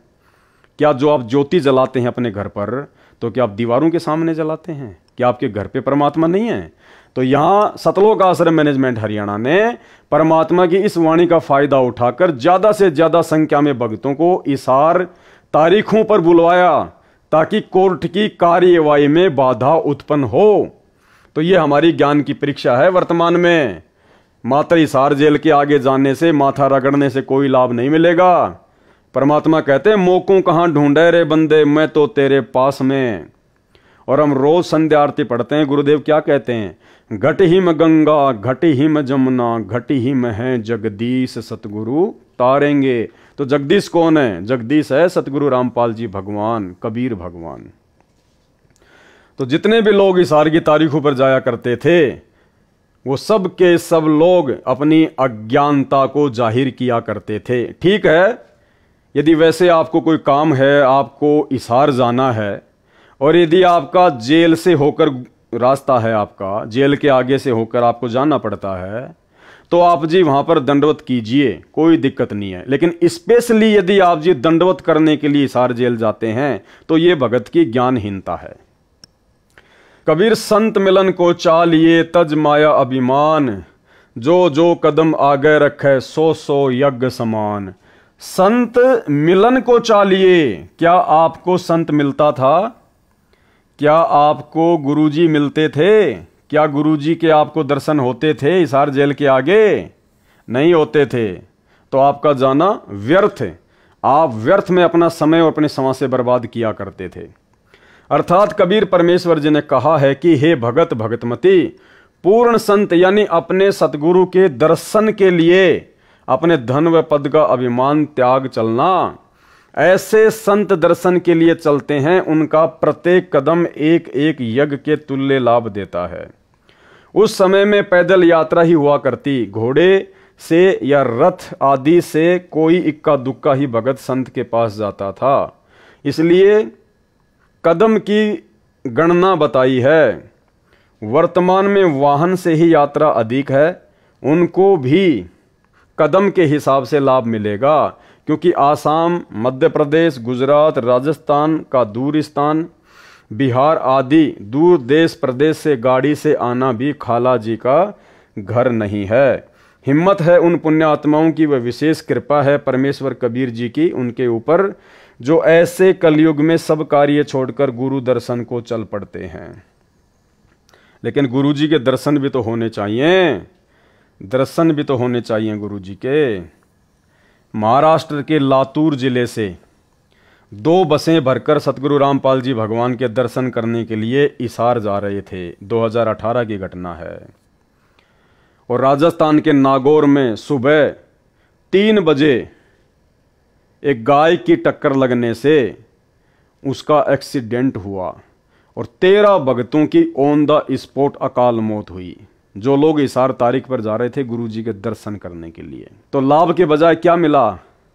पुण्य के बजाय क्या मिला? मौत। क्या परमात्मा को मालूम नहीं था? फिर क्यों परमात्मा ने उनकी आपदा नहीं टाली? भाई वो कोई शादी में थोड़ी जा रहे थे हिसार, वो तो अपने गुरु जी के दर्शन करने के लिए जा रहे थे। हिसार जेल के आगे माथा रगड़ने के लिए जा रहे थे। फिर क्यों अकाल मौत को प्राप्त हो गए? क्योंकि वो मनमाना आचरण था। मनमाना आचरण वो वीडियो दास आपको बहुत बार दिखा चुका है, एक बार अब भी दिखा देता हूं ताकि आपको यकीन हो। नमस्कार, वन इंडिया हिंदी में आपका स्वागत है। राजस्थान के नागौर में शनिवार तड़के बड़ा हादसा हो गया। नागौर के कुचामन सिटी के पास 2 मिनी बसें बेकाबू होकर पेड़ से टकरा गई। इस हादसे में 12 लोगों की मौत हो गई, जबकि दर्जन भर लोग घायल हैं। घायलों को स्थानीय अस्पताल में भर्ती कराया गया है। पुलिस के मुताबिक महाराष्ट्र के लातूर और सोलापुर के लोग 2 मिनी बस में सवार होकर हरियाणा के हिसार जा रहे थे। बस किशनगढ़ हनुमानगढ़ मेगा हाईवे से कुचामन सिटी के पास से गुजर रही थी, तभी सामने लावारिस गौवंश आ गए। इन्हें बचाने की कोशिश में एक मिनी बस बेकाबू हो गई और सड़क किनारे खिजड़ी के पेड़ से जा टकराई। उसके पीछे चल रही बस भी बेकाबू हो गई और पेड़ से टकरा गई। वहीं इस दर्दनाक हादसे में एक बच्ची और 4 महिलाओं समेत 12 लोगों की मौत हो गई। वहीं दोनों बसों में सवार यात्रियों में से 10 लोग घायल हैं, जिनमें से 6 की हालत बेहद गंभीर बताई जा रही है। फिलहाल इस खबर में इतना ही। तमाम अपडेट्स के लिए बने रहिए वन इंडिया हिंदी के साथ। तो भाई और बहनों, वीडियो आपने देख लिया। अब आपको यकीन हो जाना चाहिए कि हम जो भक्ति कर रहे हैं वो सत्य पुरुष की भक्ति कर रहे हैं।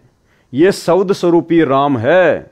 ये शरीर तो केवल एक दिखावा है, असल में ये कबीर परमात्मा है, तेज पुंज की देह है। कहे कबीर, सुनो बे साधो, मैं तो हूं विश्वास में।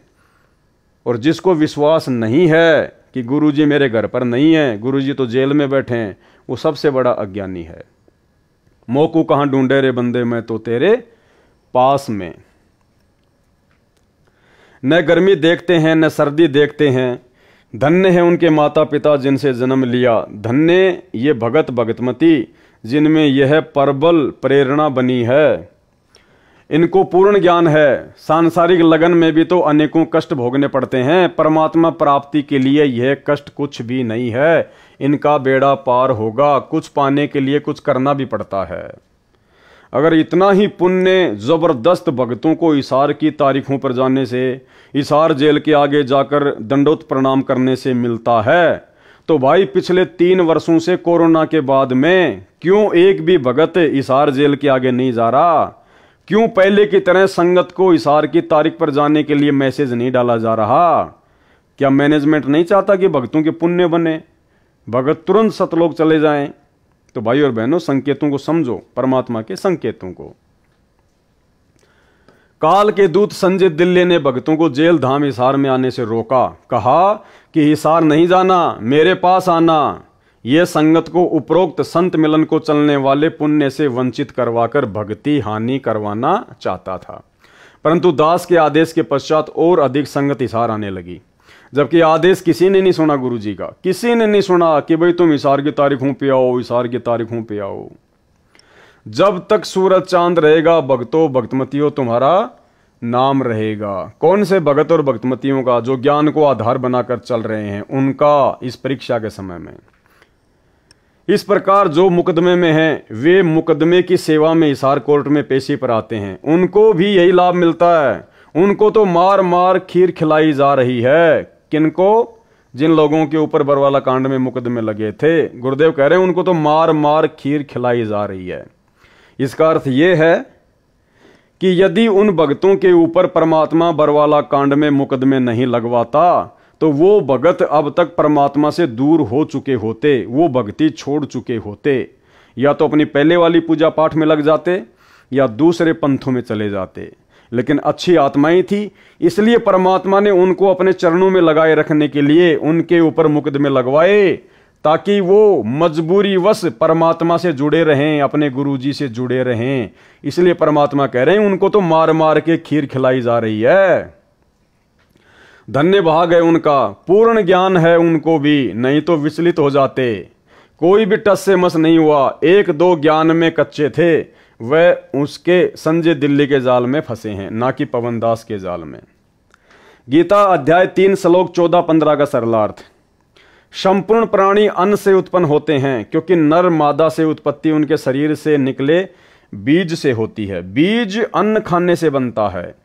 इसलिए कहा है अन्न की उत्पत्ति वृष्टि बारिश के जल से होती है। पहले समय में सब कृषि बारिश पर निर्भर थी। इसलिए कहा है बारिश यज्ञ धार्मिक अनुष्ठान जो विधि विधान से किया जाता है उससे होती है। धार्मिक अनुष्ठान शास्त्रों में वर्णित विधि से किए कर्मों से होता है। कर्म काल ब्रह्म ने उत्पन्न किए, क्योंकि काल ब्रह्म ज्योति निरंजन के लोक में सब प्राणियों को कर्म करके ही खाने पीने की सुविधाएं मिलती हैं। केवल सतलोक जो सबका निज घर है उसमें बिना कर्म किए सब सुविधाएं मिलती हैं। और ब्रह्म यानी क्षर पुरुष यानी ज्योति निरंजन की उत्पत्ति अविनाशी परमात्मा यानी पूर्ण ब्रह्म कबीर जी से जान। ज्योति निरंजन की उत्पत्ति किससे? पूर्ण ब्रह्म कबीर साहिब से। इससे स्वयं सिद्ध है कि सर्वगतम ब्रह्म परम अक्षर ब्रह्म सदा ही धार्मिक अनुष्ठानों में प्रतिष्ठित है।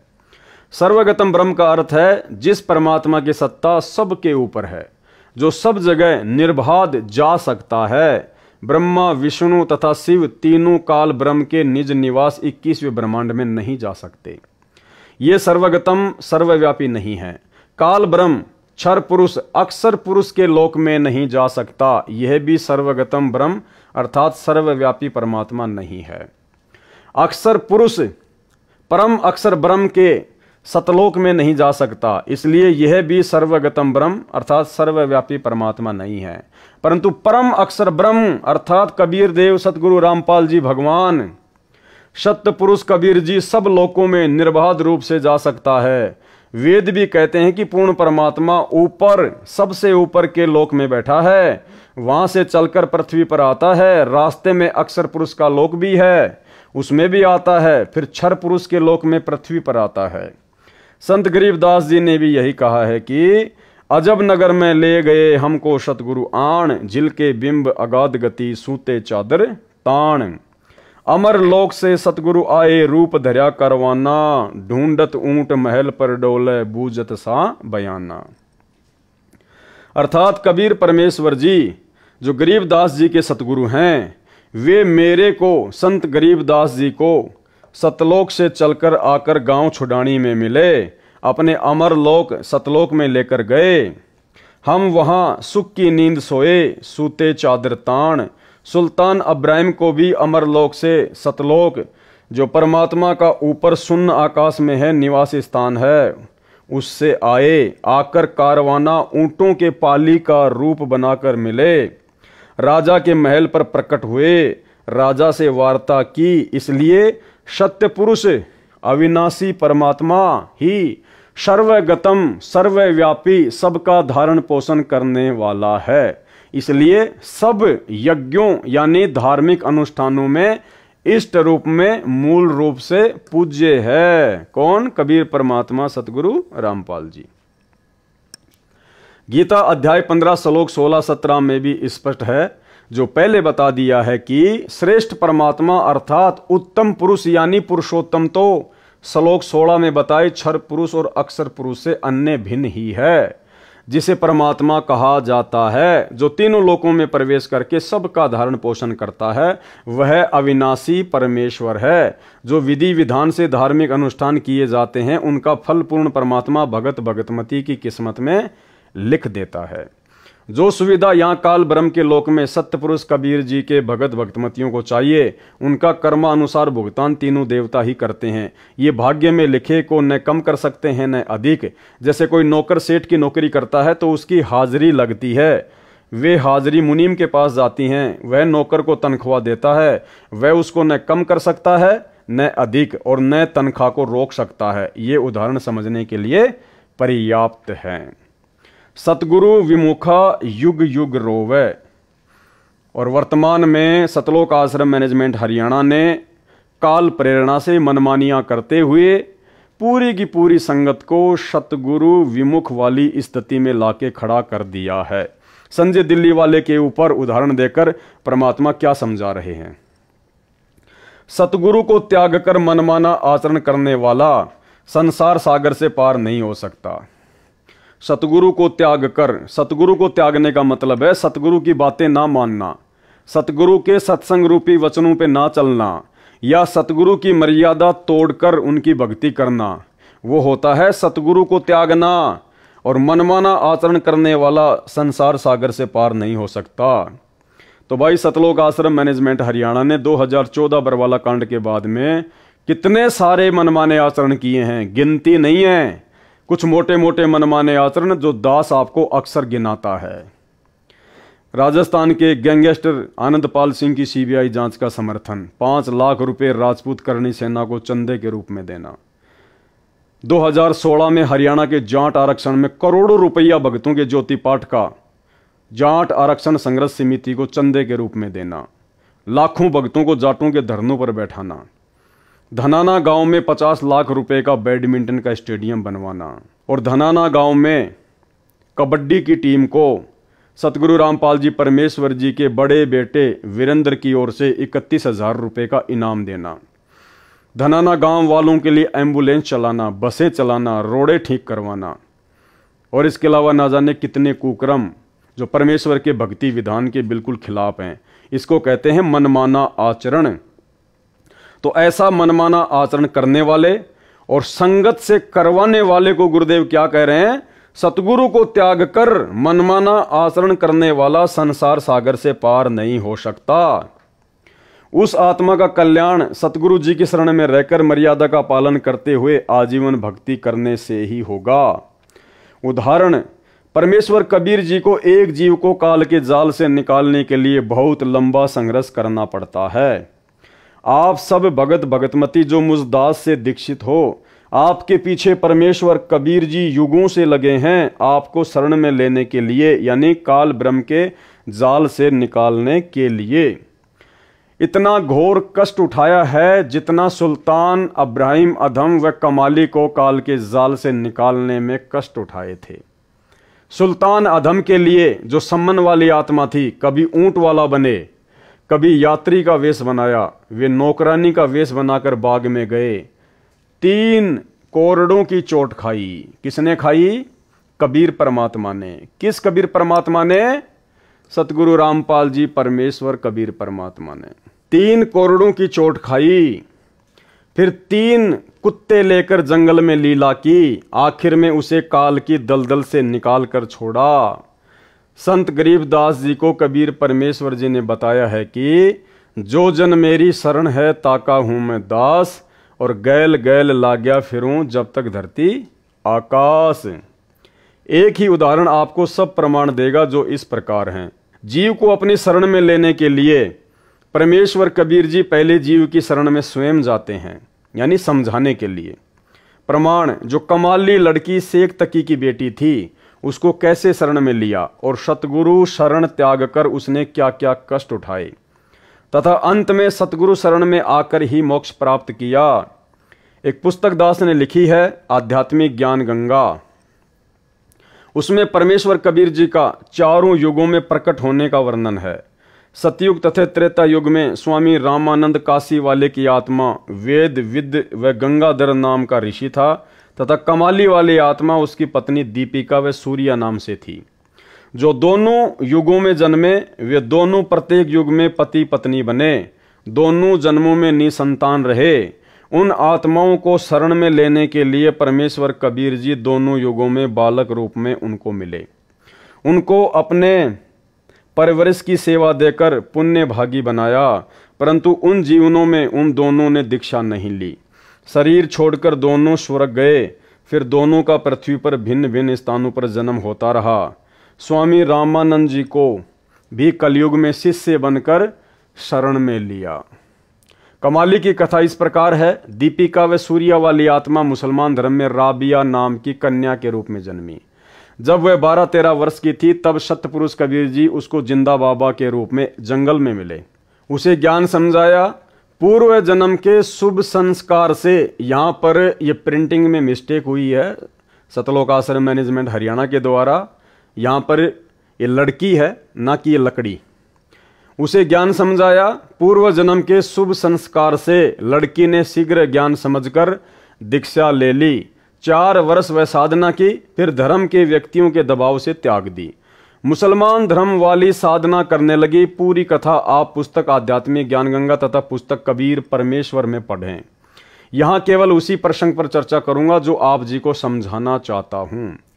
राबिया गुरुद्रोही नहीं हुई, गुरु विमुख हो गई, यानी गुरु जी को त्याग दिया, यानी उनके द्वारा बताई सत्य साधना किसी कारण से त्याग दी, जिस कारण से उसको पूर्व जन्मों में की बाल भगवान कबीर जी की सेवा तथा राबी वाले जन्म में 4 वर्ष की सत्य साधना से 3 मानव जन्म और मिले।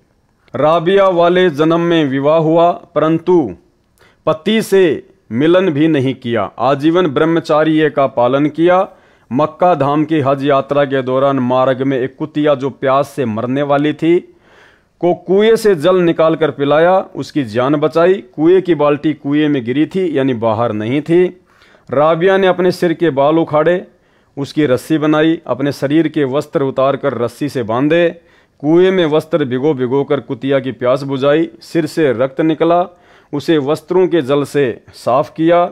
गीले वस्त्र पहने यात्रा पर पैदल जा रही थी, चलने लगी। उसी समय मक्का वाला मंदिर उड़कर कुएं के साथ लगकर खड़ा हो गया। राबिया तो चली ही मक्के के लिए थी। तुरंत मक्के में प्रवेश किया। मक्का हवाई जहाज की तरह उड़ चला, उसी स्थान पर स्थापित हो गया। पूरे मुसलमान समाज में राबिया की भक्ति की चर्चा हुई। सबने मान लिया कि राबिया तो सीधी स्वर्ग बहिशत में जाएगी, परंतु ऐसा नहीं हुआ। संत गरीबदास जी ने बताया है कि गोरख से ज्ञानी घणे, सुखदेव जति जिहान, सीता सी बहु भारिया, संत दूर अस्तान। अर्थात गोरखनाथ जी परमात्मा कबीर जी से ज्ञान सुनकर मान बैठा था कि मेरे समान कोई ज्ञानी नहीं, परंतु पार नहीं हुआ क्योंकि उसको निज नाम नहीं मिला। परमेश्वर कबीर जी ने कहा कि 33 अरब ज्ञान हम भाखा, मूल ज्ञान हम गुप्त ही राखा।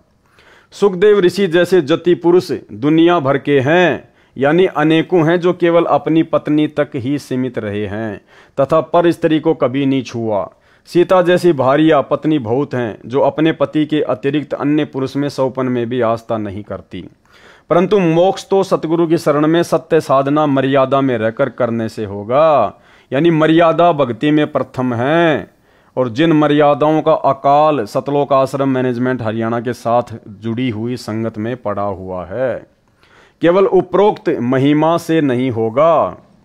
तुम जो ये काम कर रहे हो ना, मर्यादा तोड़कर जगत वालों का साथ देना, धनाना वालों का साथ देना, स्टेडियम बनाना, बसें चलाना, एम्बुलेंस चलाना, तो गुरुदेव कहते हैं कि तुम्हारी फोकट समाज में महिमा बन जाएगी, लेकिन उपरोक्त महिमा से नहीं होगा। क्या मोक्ष नहीं होगा तुम्हारा? मोक्ष तो मर्यादा में रहकर गुरु जी के वचन में चलने से ही होगा। कहा है कि उपरोक्त प्रकार के मानव असंख्य मिल जाएंगे, परंतु संत का घर दूर है। संत का घर दूर यानी मर्यादा में रहकर भक्ति करने वाले भक्तों के घर बहुत दूर हैं। यानी संत सतगुरु के समान महान व कल्याणकारक कोई नहीं। ऐसे संत का मिलना सुदुर्लभ है। गीता अध्याय 7 श्लोक 19 में भी काल ब्रह्म ने कहा है कि हे अर्जुन, बहुनाम जन्मानाम अंतते ज्ञानवान माम पर पद्धते वासुदेव सर्वम इति स महात्मा सुदुर्लभ है। अर्थात मुझ काल ब्रह्म की भक्ति अनेकों जन्म जन्मांतरों के बाद कोई एक करता है। अन्य जन्मों में सब अन्य देवी देवताओं की भक्ति करते रहते हैं, परंतु वासुदेव सर्वव्यापी सबका मालिक परम अक्षर ब्रह्म वही पूज्य है, वही सबका उत्पत्ति करता है, वही सबका धारण पोषण करता है, वही परमात्मा कहा जाता है, वही पुरुषोत्तम उत्तम पुरुष है, वही वास्तव में अविनाशी है। और वो अविनाशी उत्तम पुरुष सबका धारण पोषण करने वाला आप और हमारा सौभाग्य जो सतगुरु रामपाल जी परमेश्वर जी के रूप में हमें प्राप्त हैं। उसी की पूजा करो, उसी परम अक्षर ब्रह्म की पूजा करो, अविनाशी परमात्मा की। यह ज्ञान बताने वाला और उसके पास तीनों नाम हों, उसको सार शब्द का ज्ञान हो। और भाइयों और बहनों, अगले वीडियो में उसी सार शब्द का सतगुरु रामपाल जी भगवान ने इसी पुस्तक जब जब भूल पड़े के पेज नंबर 53 पर स्पष्ट रूप से जिक्र कर रखा है। अगले वीडियो में आप लोगों को पता चलेगा कि वास्तव में सार शब्द क्या है। बिल्कुल सार्वजनिक कर रखा है परमात्मा ने। और जो भोले भाई बहन अज्ञानता में, नादानी में, जल्दबाजी में कि ना जाने गुरुजी सार जेल से आएंगे या नहीं आएंगे, मैनेजमेंट वाले सार नाम दे रहे हैं, ले लो ले लो ले लो, सार शब्द ले लो। 1-1 लाख रुपए दे के सार शब्द ले लिया, 21-21 हजार रुपए दे के सार नाम ले लिया। अब उनको पता चलेगा कि वास्तव में तुम्हें जो सार शब्द के नाम पे मंत्र दिए गए हैं वो क्या है। और गुरुदेव भगवान ने इसी 80 पेज के लेटर में और पेज नंबर 53 पर सार शब्द क्या बताया है, और उसको उसके गुरुजी से दीक्षा देने का अधिकार हो। महात्मा सुदुर्लभ यानी मुश्किल से मिलता है। संत गरीबदास जी ने कहा है कि कोट्यों मध्य कोई नहीं रे झुमकरा, अरबों में कोई ग्रक सुनो रे झुमकरा। अर्थात संत गरीबदास जी ने एक झुमकरा नामक जिज्ञासु को बताया कि जो ज्ञान वर्तमान में मेरे पास है, जो मेरे सतगुरु कबीर जी ने बताया है, वह ज्ञान तथा संपूर्ण मोक्ष मंत्र व नाम देने का अधिकार मेरे गुरुजी ने मुझे दिया है। ऐसा संत तेरे को करोड़ों में नहीं मिलेगा, कोई अरबों व्यक्तियों में एक मिलेगा जो गर्क हो, यानी संपूर्ण ज्ञान हो, पूर्ण मोक्ष मंत्र हो, तथा दीक्षा देने का अधिकार हो। वह गरक भक्ति का धनी है। हरियाणा की भाषा में कहा जाता है कि यह व्यक्ति धन में गरक है, यानी घना धनवान है। जो अच्छा पहलवान हो उसे भी कहते हैं कि हांगे में गरक है, यानी बहुत ताकतवर है। वह संत वर्तमान में दास रामपाल दास है, क्योंकि वो गरक ज्ञान में, हांगे में, ताकत में, बुद्धि में केवल एक ही हो सकता है, कबीर परमात्मा। और वही कबीर परमात्मा आप और हमारा सौभाग्य, जो सतगुरु रामपाल जी परमेश्वर जी के रूप में धरती पर प्रकट हैं। सतगुरु कबीर जी स्वयं संत बने। अब देखना, संकेत भी कर दिया परमात्मा ने। यहां तो लिख दिया कि वह संत वर्तमान में दास रामपाल दास है। अब आगे संकेत भी कर दिया, सतगुरु कबीर जी स्वयं ही संत बने थे, स्वयं ही सतपुरुष के अवतार बने, यानी स्वयं सतपुरुष हैं। संत, सतगुरु तथा साहिब में कोई अंतर नहीं होता है। तो आज हमारे गुरुदेव भगवान सतगुरु की भूमिका में भी हैं, क्योंकि हमारे सतगुरु हैं, हमें नामोपदेश दे रहे हैं। संत की भूमिका में भी हैं, क्योंकि हम कहते हैं कि संत रामपाल जी महाराज, संत रामपाल जी महाराज। भगत की भूमिका में भी हैं, क्योंकि 17 फरवरी 1988 को आदरणीय राम देवानंद जी से इन्होंने नाम दीक्षा ली लोक दिखावे में। तो सतगुरुदेव भगवान स्वयं परमात्मा तो हैं ही हैं, साहिब तो हैं ही हैं, संत की भूमिका में भी हैं, साधु की भूमिका में भी हैं, सतगुरु की भूमिका में भी हैं और सत्य पुरुष भी हैं। तो यहाँ गुरुदेव ने इशारा कर दिया कि वो कबीर परमात्मा, वो सतगुरु कबीर जी जो स्वयं ही संत बनते हैं, सतपुरुष बनते हैं, सतगुरु बनते हैं, उसमें और साहिब में यानी परमात्मा में कोई अंतर नहीं होता है।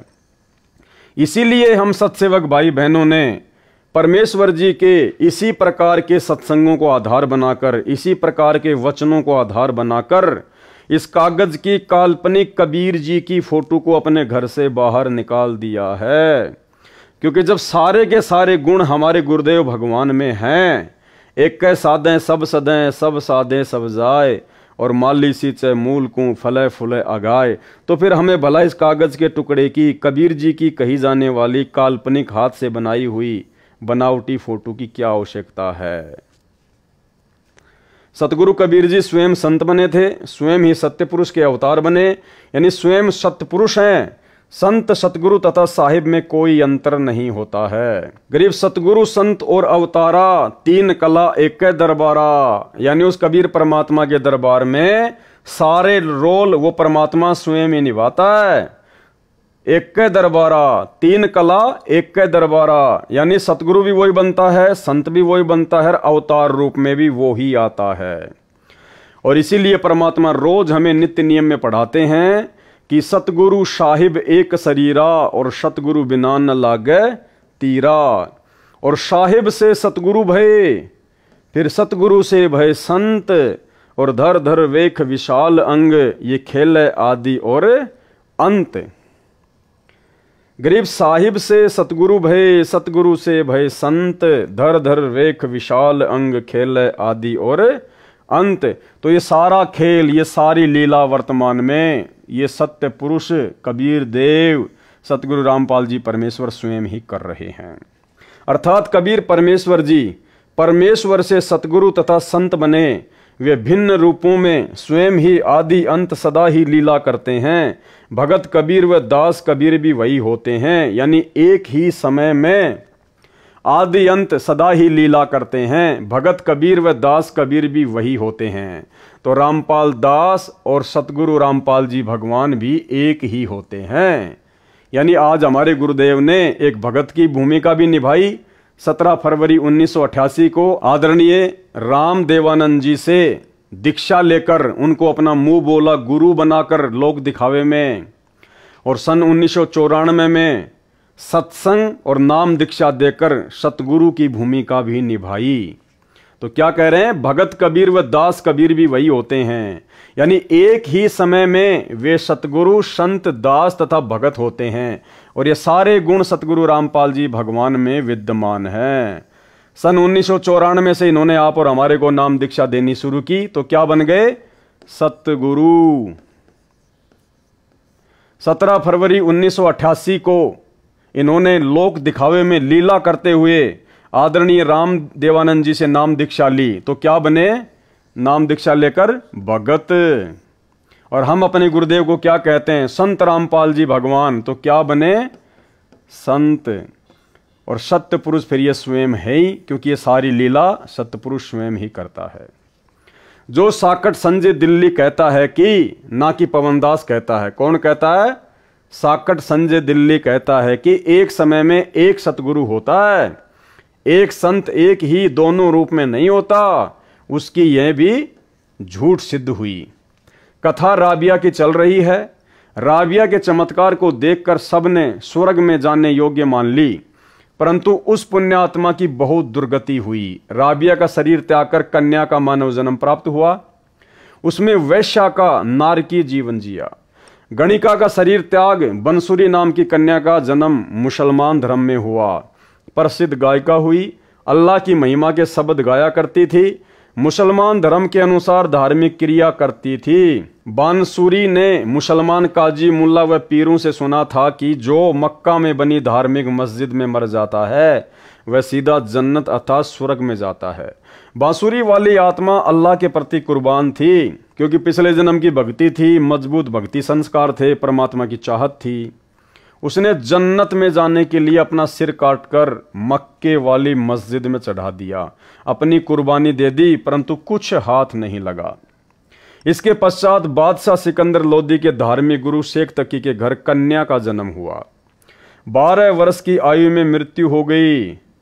कब्र में शव दफनाया गया। आत्मा धर्मराज के दरबार में अगले अन्य प्राणी के जन्म के इंतजार में लाइन में खड़ी थी। परमेश्वर कबीर जी ने शेख तकी को प्रेरित किया। उसने अपनी लड़की को जिंदा करने की शर्त रखी। राजा सिकंदर लोदी व दिल्ली तथा आसपास के हजारों व्यक्ति जो दर्शक खड़े थे, कब्र खुदवाकर मृत लड़की को कबीर परमेश्वर जी ने जीवित किया। लड़की ने लगभग 1.5 घंटा ऊंची आवाज में अपनी आप बीती बताई तथा साथ खड़े कबीर जी को अल्लाहू अकबर यानी सबका मालिक बताया, और बताया कि इनसे दीक्षा लेकर 4 वर्ष भक्ति करने से 3 मानव जन्म मिले। अब मेरा मानव जन्म का संस्कार नहीं बचा था। ये परमात्मा धर्मराय दरबार में अभी अभी गए। धर्मराय को धमकाया कि ये आत्मा मेरी है, इसे छोड़ो। धर्मराय ने खड़ा होकर इनका सत्कार किया, हाथ जोड़कर मेरे को इनके हवाले कर दिया। लड़की ने अपने पिता शेख तकी के घर जाने से इनकार कर दिया। अपने परम पिता कबीर जी के घर पुत्री रूप में गई, दीक्षा ली, पुनः सतगुरु शरण में आई। तब उस आत्मा का काल के जाल से छुटकारा हुआ, अर्थात वो वर्तमान में बिचली पीढ़ी में दोबारा से मानव जन्म लेने के लिए योग्य बनी, क्योंकि मोक्ष का समय तो अब है। आप सभी आत्माएं जो दास रामपाल के उपदेशी हैं और जो आगे दीक्षा लेंगे, उन सब को परमात्मा कबीर जी ऐसे ही युगों युगों से पीछे पकड़कर धर्म कर्म भक्ति से चार्ज करते रहे हैं। अब आप मोक्ष प्राप्ति के अंतिम चरण में हो। आप और हमें कह रहे हैं सतगुरु रामपाल जी भगवान कि वो आत्माएं जिनके आप जी वर्तमान में उदाहरण सुन रहे हो, सेऊ, सम्मन, नेकी, अब्राहिम सुल्तान, धर्मदास, नानक जी, कह रहे हैं वो आप ही हो। परमात्मा युगों युगों से आपको पकड़ पकड़ कर इस बिचली पीढ़ी में मोक्ष के टाइम में लेकर आए हैं। अब आप मोक्ष प्राप्ति के अंतिम चरण में हो। अब गलती ना करो। यानी वो अंतर्यामी परमात्मा सारे कुकर्म हिसार जेल में बैठकर संजय दिल्ली वाले के और सतलोक आश्रम मैनेजमेंट हरियाणा के देख रहा है। इसलिए परमेश्वर कह रहा है कि अपने मनुष्य जीवन के मकसद को समझो। बड़ी मुश्किल से परमात्मा तुम्हें यहां तक लेकर आया है, काल से बचाकर। तुम सारी प्रोसीजर को पार करके इस स्थिति में आए हो कि तुम्हारा मोक्ष हो सके। और अब यदि बात बिगाड़ दोगे तो ना घर के रहोगे ना घाट के। अब आप मोक्ष प्राप्ति के अंतिम चरण में हो। अब गलती ना करो, दया करो उस परमेश्वर पर, उस परमेश्वर पर, यानी सतगुरु रामपाल जी परमेश्वर जी अपने लिए कह रहे हैं कि दया करो उस परमेश्वर पर जो तुम्हारे लिए इतना दुख उठा रहा है। दया करो उस परमेश्वर पर। ये संजय के आगे परमात्मा नहीं गिड़गिड़ाएंगे, वो तो गुरुद्रोही है, वो तो काल का दूत है। परमात्मा ने पहले ही आपको साबित कर दिया कि काल ने स्पेशल अपना दूत भेजा हुआ है संजय को। तो यहां परमात्मा काल के दूत के आगे हाथ नहीं जोड़ेंगे, काल के दूत को नहीं कहेंगे कि दया करो उस परमेश्वर पर। यहां परमात्मा संकेत कर रहे हैं, सतलोक आश्रम मैनेजमेंट हरियाणा से जुड़ी हुई लाखों की संगत को इशारा कर रहे हैं परमात्मा। मैनेजमेंट वालों को भी नहीं कह रहे, क्योंकि मैनेजमेंट वाले भी पक्के काल के दूत हैं। यहां परमेश्वर अपनी प्यारी संगत को, जो नादानी और अज्ञानता में साध संगति की वीडियो ना देखकर सतलोक आश्रम मैनेजमेंट हरियाणा के मनमाने पाखंड में फंसी हुई है, तो क्या कहा परमेश्वर जी ने, अब आप मोक्ष प्राप्ति के अंतिम चरण में हो, अब गलती ना करो, दया करो उस परमेश्वर पर। यानी स्वयं गुरु जी अपने लिए कह रहे हैं कि मुझ पर दया करो। आगे आपको इसी पुस्तक में 2-3 छोटे छोटे लेटर और हैं जो गुरुदेव ने ऐड कर रखे हैं। वो लेटर जब आप पढ़ोगे तब आपको पता चलेगा। गुरुजी स्पष्ट रूप से सतलोक आश्रम मैनेजमेंट हरियाणा वालों से हाथ जोड़ रहे हैं कि मुझ रामपाल दास पर रहम करो, दया करो। गरीब लख भर सूरा जूझ ही, लख भर सावंत दे, और लख बर यति जिहान में तब सतगुरु शरणा ले। यानी हम इतने मानव जन्म प्राप्त करके, ऐसे ऐसे विशेष मानव जन्म भी हमने प्राप्त किए हैं, तब कहीं जाकर हमारे को सतगुरु की शरण मिलती है। लख बर सूरा जूझ ही, सूरा यानी सूरवीर, जो युद्ध के मैदान में मर जाएगा लेकिन पीछे नहीं हटता, उसको कहते हैं सूरवीर। जो दूसरों के ऊपर होते हुए जुल्मों को, अत्याचारों को देख नहीं सकता, सहन नहीं कर सकता, उसको कहते हैं सूरवीर। तो गुरुदेव भगवान कह रहे हैं कि आप कोई सामान्य आत्माएं नहीं हो। लख भर आपने लाखों बार ऐसे सूरवीर महापुरुषों के जन्म प्राप्त किए हैं। और लख बर सावंत दे, सावंत दे परमात्मा ने उस व्यक्ति को बताया जिसके दोनों हाथ या एक हाथ घुटने से नीचे तक होता है, उसको सावंत दे प्राणी कहते हैं। श्री रामचंद्र जी, दशरथ पुत्र श्री रामचंद्र जी सावंत दे थे। तो गुरुदेव कह रहे हैं कि तुमने ऐसे ऐसे भी लाखों जन्म प्राप्त किए हैं, क्योंकि सावंत दे उसको प्राप्त होती है जिसके पास में भक्ति धन बहुत ज्यादा होता है। और लख भर यति जिहान में, यति वो पुरुष होता है जो अपनी स्त्री के अलावा किसी और की तरफ गंदी नजरों से नहीं देखता है, जैसे सुखदेव ऋषि और राजा रामचंद्र जी का भाई लक्ष्मण। तब सतगुरु शरणा ले, यानी तुम इतने संघर्ष कर चुके हो, ऐसे ऐसे महान महान महापुरुषों के तुम जन्म प्राप्त कर चुके हो, तब कहीं जाके उस पूर्ण ब्रह्म परमात्मा कबीर देव जी की, जो धरती पर सतगुरु रूप में आता है, उसकी शरण प्राप्त होती है। और परमेश्वर कह रहे हैं कि वो शरण आज वर्तमान में तुम्हें उस कबीर परमात्मा सतगुरु रामपाल जी की प्राप्त हो चुकी है। और अब यदि तुम अपना काम बिगाड़ोगे, अपनी बात बिगाड़ोगे, ज्ञान को आधार नहीं बनाओगे, देखा देखी में चलोगे तो मार खाओगे। अब आप मोक्ष प्राप्ति के अंतिम चरण में हो, अब गलती ना करो, दया करो उस परमेश्वर पर। गरीब लख भर सूरा जूझ ही, लख भर सावंत दे, लख भर यति जिहान में तब सतगुरु रामपाल जी अपनी शरण में ले। अर्थात पूर्व जन्म की धार्मिक कर्मी आत्मा सूरवीर होती है। सूरवीर कोई बुराई नहीं करता, निर्बल को नहीं सताता, अन्यायी बलवान से कभी नहीं डरता, अन्याय न करता है न सहन करता है, आन बान शान के लिए, देश के लिए, कौम के लिए कुर्बान हो जाता है, उल्टा कदम नहीं रखता। ऐसी आत्मा लाख जन्मों में रही हो और जो सावंत देह वाला होता है उसके एक या दोनों हाथ घुटनों से नीचे तक लंबे होते हैं, वह भी महापुण्य आत्मा होता है। ऐसी आत्मा लाख जन्मों में रही हो, और जो आत्मा लाख जन्मों में जती रही हो, ऐसी आत्मा को परमेश्वर कबीर जी, सतगुरु रामपाल जी भगवान जी अपनी शरण में लेते हैं। आप जो दास से उपदेश प्राप्त हो, कौन? आप और हम सभी भगत भाई बहन। गुरुदेव क्या कह रहे हैं? आप जो दास से उपदेश प्राप्त हो, इनसे भी कई गुणा नेक रहे हो। यानी लख बर सूरा जूझ ही, लख बर सावंत दे, लख बर यति जहान में, इनसे भी कई गुणा ज्यादा नेक आत्माएं आप और हम रह चुकी हैं, जिनको आज गुरुदेव भगवान ने अपनी शरण में लिया। आप तो अंतिम चरण में पहुंच गए हो। जो अब गलती करेगा, जो अब गलती करेगा, उसको फिर लंबा सफर तय करके इस अंतिम चरण तक पहुंचना होगा।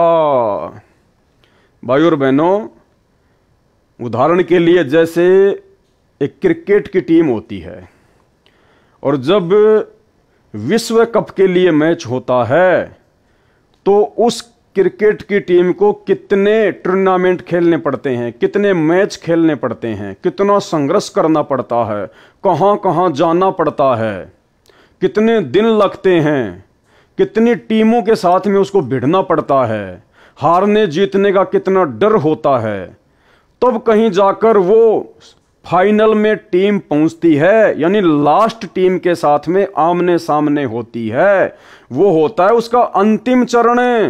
इतने संघर्ष के बाद, इतनी टीमों को हराने के बाद, इतने दुख उठाने के बाद, इतनी चोटें खाने के बाद, इतने दर्द सहन करने के बाद वो फाइनल में पहुंच गई, अंतिम चरण में।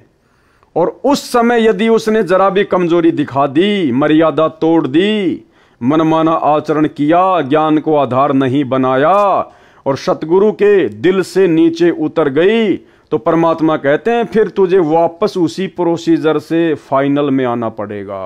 और फाइनल में ना जाने कोई गारंटी थोड़ी कि हर बार वही दो टीम फिर फाइनल में आएंगी। ना जाने कितनी बार हारना पड़ेगा, कितने साल, कितने युग लग जाएंगे हारते हराते, हारते हराते, और फिर ना जाने किसी जन्म में फाइनल में पहुंचेगी। इसी कलयुग की पिछली पीढ़ी में यही सतगुरु रामपाल भगवान होगा हमारा सतगुरु, और दूसरा रास्ता नहीं है मोक्ष का। तो परमात्मा कह रहे हैं तुम फाइनल में आ चुके हो, और अब यदि तुम जरा भी धोखा खा गए, जैसे सतलोक आश्रम मैनेजमेंट हरियाणा को काल ने धोखा देने के लिए ही खड़ा किया है। संजय गुरुद्रोही को, दिल्ली वाले को काल ने संगत को धोखा देने के लिए ही खड़ा किया है। आप जो दास से उपदेश प्राप्त हैं, यानी सतगुरु रामपाल जी भगवान के शिष्य और शिष्या हैं, इनसे भी कई गुणा नेक रहे हैं। आप तो अंतिम चरण में पहुंच गए हो। जो अब गलती करेगा उसको फिर लंबा सफर तय करके इस अंतिम चरण तक पहुंचना होगा। जो गुरुद्रोही नहीं हुआ, वैसे साधना त्याग कर मनमाना आचरण करने लगेगा, वह जो गुरुद्रोही हो गया। जो गुरुद्रोही नहीं हुआ, वैसे साधना त्याग कर मनमाना आचरण करने लगेगा, वह जो गुरुद्रोही हो गया, उसका तो बेड़ा गर्क हो जाएगा। उसको तो असंख्य युगों तक सतगुरु कबीर जी की शरण नसीब नहीं होगी। और जो सतगुरु विमुख राबिया की तरह हो गया, उसे लंबा सफर तय करना होगा, अच्छे बुरे मानव जन्म पाएगा। जैसे राबिया ने गणिका तक का पाप कर्म किया, बेशर्मी का जीवन भी जिया, कल्याण फिर सतगुरु शरण में ही हुआ। कल्याण का मतलब वर्तमान पिछली पीढ़ी में मानव जन्म। सतगुरु विमुखा जुग जुग रोवे, मानुष जन्म पाकर खोवे। आप जी ने पिछले भगतों की दशा देखकर सबक लेना चाहिए, सतर्क हो जाना चाहिए। समझा है तो सिर धर पांव, बहुर नहीं रे ऐसा दाव। अर्थात यदि उपरोक्त विचारों से कुछ समझ आई है तो शीघ्र लौट आओ। किसको कह रहे हैं परमात्मा? संजय गुरुद्रोही के पीछे लगी हुई आत्माओं को, और संकेत रूप में सतलोक आश्रम मैनेजमेंट हरियाणा के पाखंड में फंसी हुई आत्माओं को। सतगुरु की शरण में, अर्थात यदि उपरोक्त विचारों से कुछ समझ आई है तो शीघ्र लौट आओ सतगुरु की शरण में। यह अंतिम चरण है, आपका यह दाव फिर नहीं लगेगा। परमेश्वर की प्रिय आत्माओं, यह है वह मूल ज्ञान, तत्व ज्ञान, सार ज्ञान जो आज तक दास रामपाल दास के अतिरिक्त किसी ने नहीं बताया। यह परमेश्वर कबीर जी के दया से मेरे गुरु भगवान स्वामी रामदेवानंद जी के आशीर्वाद से दास को स्पष्ट किया, आपके रूबरू किया, ऐसे यह नौमन सूत सुलझाया है। आगे परमेश्वर कह रहे हैं, काल का दूत होने की अन्य पहचान। अब भाई और बहनों, ये 50 नंबर पेज का लास्ट चैप्टर है, काल का दूत होने की पहचान। तो भाई और बहनों, आगे का जो चैप्टर है, जो 6वां पार्ट हमारा चलेगा कल, पेज नंबर 50 से लेकर 60 तक, जिसके अंदर परमात्मा ने सार शब्द का विशेष तौर पर खुलासा किया है। जो कल का वीडियो जो रात्रि 9 बजे लाइव चलेगा, जो विशेष होने वाला है, आगे की बातें पेज नंबर 50 के लास्ट से काल का दूत होने की अन्य पहचान, यहां से हम शुरू करेंगे। तो भाई और बहनों, ये 80 पेज का जो लेटर है, जो पुस्तक है, ये बहुत ही विशेष है, जो सतगुरु रामपाल जी परमेश्वर जी ने आप और हम आत्माओं को काल के षड्यंत्र से सावधान करने के लिए सांकेतिक रूप में लिखी है और सतलोक आश्रम मैनेजमेंट हरियाणा के माध्यम से ही संगत के घर घर में पहुंचा दी है। और अब परमात्मा ने दास को खड़ा कर दिया, निमित्त बना दिया, आप सभी भाई बहनों को इस पुस्तक को अच्छे से पढ़ाने के लिए, जो बातें आप जी इसको पढ़कर नहीं समझ पाए थे उनको समझाने के लिए गुरुदेव भगवान ने सद्बुद्धि देकर इस 2 कोटि के जीव पवन दास को निमित्त बनाकर। तो भाई और बहनों, देखो कितना संघर्ष आप और हमारे लिए हमारे गुरुदेव भगवान कर रहे हैं। पहले तो गुरुदेव ने लगभग 20-21 साल तक, सन 1994 से 2014 तक गांव-गांव में सत्संग करके या आश्रम खोलकर सत्संग करके, दुनिया भर के झूठे मुकदमों को अपने ऊपर झेल कर, कितनी परेशानियां सहन करके परमात्मा ने इस अमृत ज्ञान को आप और हमारे तक पहुंचाया। उसके बाद बरवाला कांड हुआ, परमात्मा जेल में बैठे हैं, वहां से भी परमात्मा आप और हमारे लिए इतने चिंतित हैं कि परमेश्वर ने लगभग 45 एक घंटे के ऑडियो तो वहां से सत्संग रूप में भेज दिए हैं, बाकी लगातार हर सप्ताह आ ही रहे हैं। ऊपर से परमात्मा ने साध संगतियां शुरू करवा दी, हजारों की संख्या में गुरुदेव भगवान के सत्संगों के निष्कर्ष को उन्हीं के द्वारा प्रदान की गई सद्बुद्धि आधार से वीडियो बना बनाकर आप जी को समझाए जा रहे हैं। ये बहुत बड़ी मेहर परमात्मा ने आप और हमारे ऊपर बख्शी। ऊपर से परमेश्वर ने दया बख्शी। ये जो 80 पेज का लेटर आया है, इसके ऊपर 8 वीडियो बनने जा रहे हैं टोटल। तो भाई और बहनों, इतना सब कुछ मेटेरियल परमात्मा ने आप और हमें काल के षड्यंत्र से बचे रहने के लिए दिया है।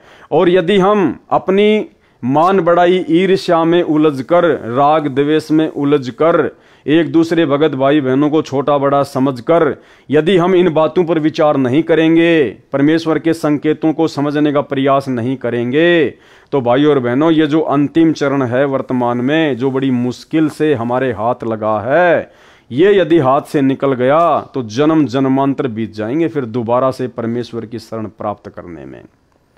तो सत्सेवक भाई बहनों का विश्वास तो दृढ़ हो जाना चाहिए। उनकी आस्था तो 1% भी सपने में भी इन आश्रमों की तरफ नहीं लगनी चाहिए, और अपने गुरुजी के अतिरिक्त कोई और उनके दिलो दिमाग में पूज्य रूप में नहीं होना चाहिए। तो परमात्मा दया करें, इसी प्रकार से हम साध संगतियों के माध्यम से गुरुदेव भगवान का आशीर्वाद प्राप्त करते हुए आगे बढ़ते रहें। तो कल हमारा 6वां वीडियो बनेगा, जो कि रात्रि 9 बजे Facebook page Pawan Das is live पर लाइव चलाया जाएगा, जिसमें सार शब्द को लेकर विशेष खुलासा होगा। तो सभी भाई बहन परमात्मा से आज्ञा लेते हैं, कल फिर मिलते हैं। बंदी छोड़ सतगुरु रामपाल जी परमेश्वर जी की जय हो।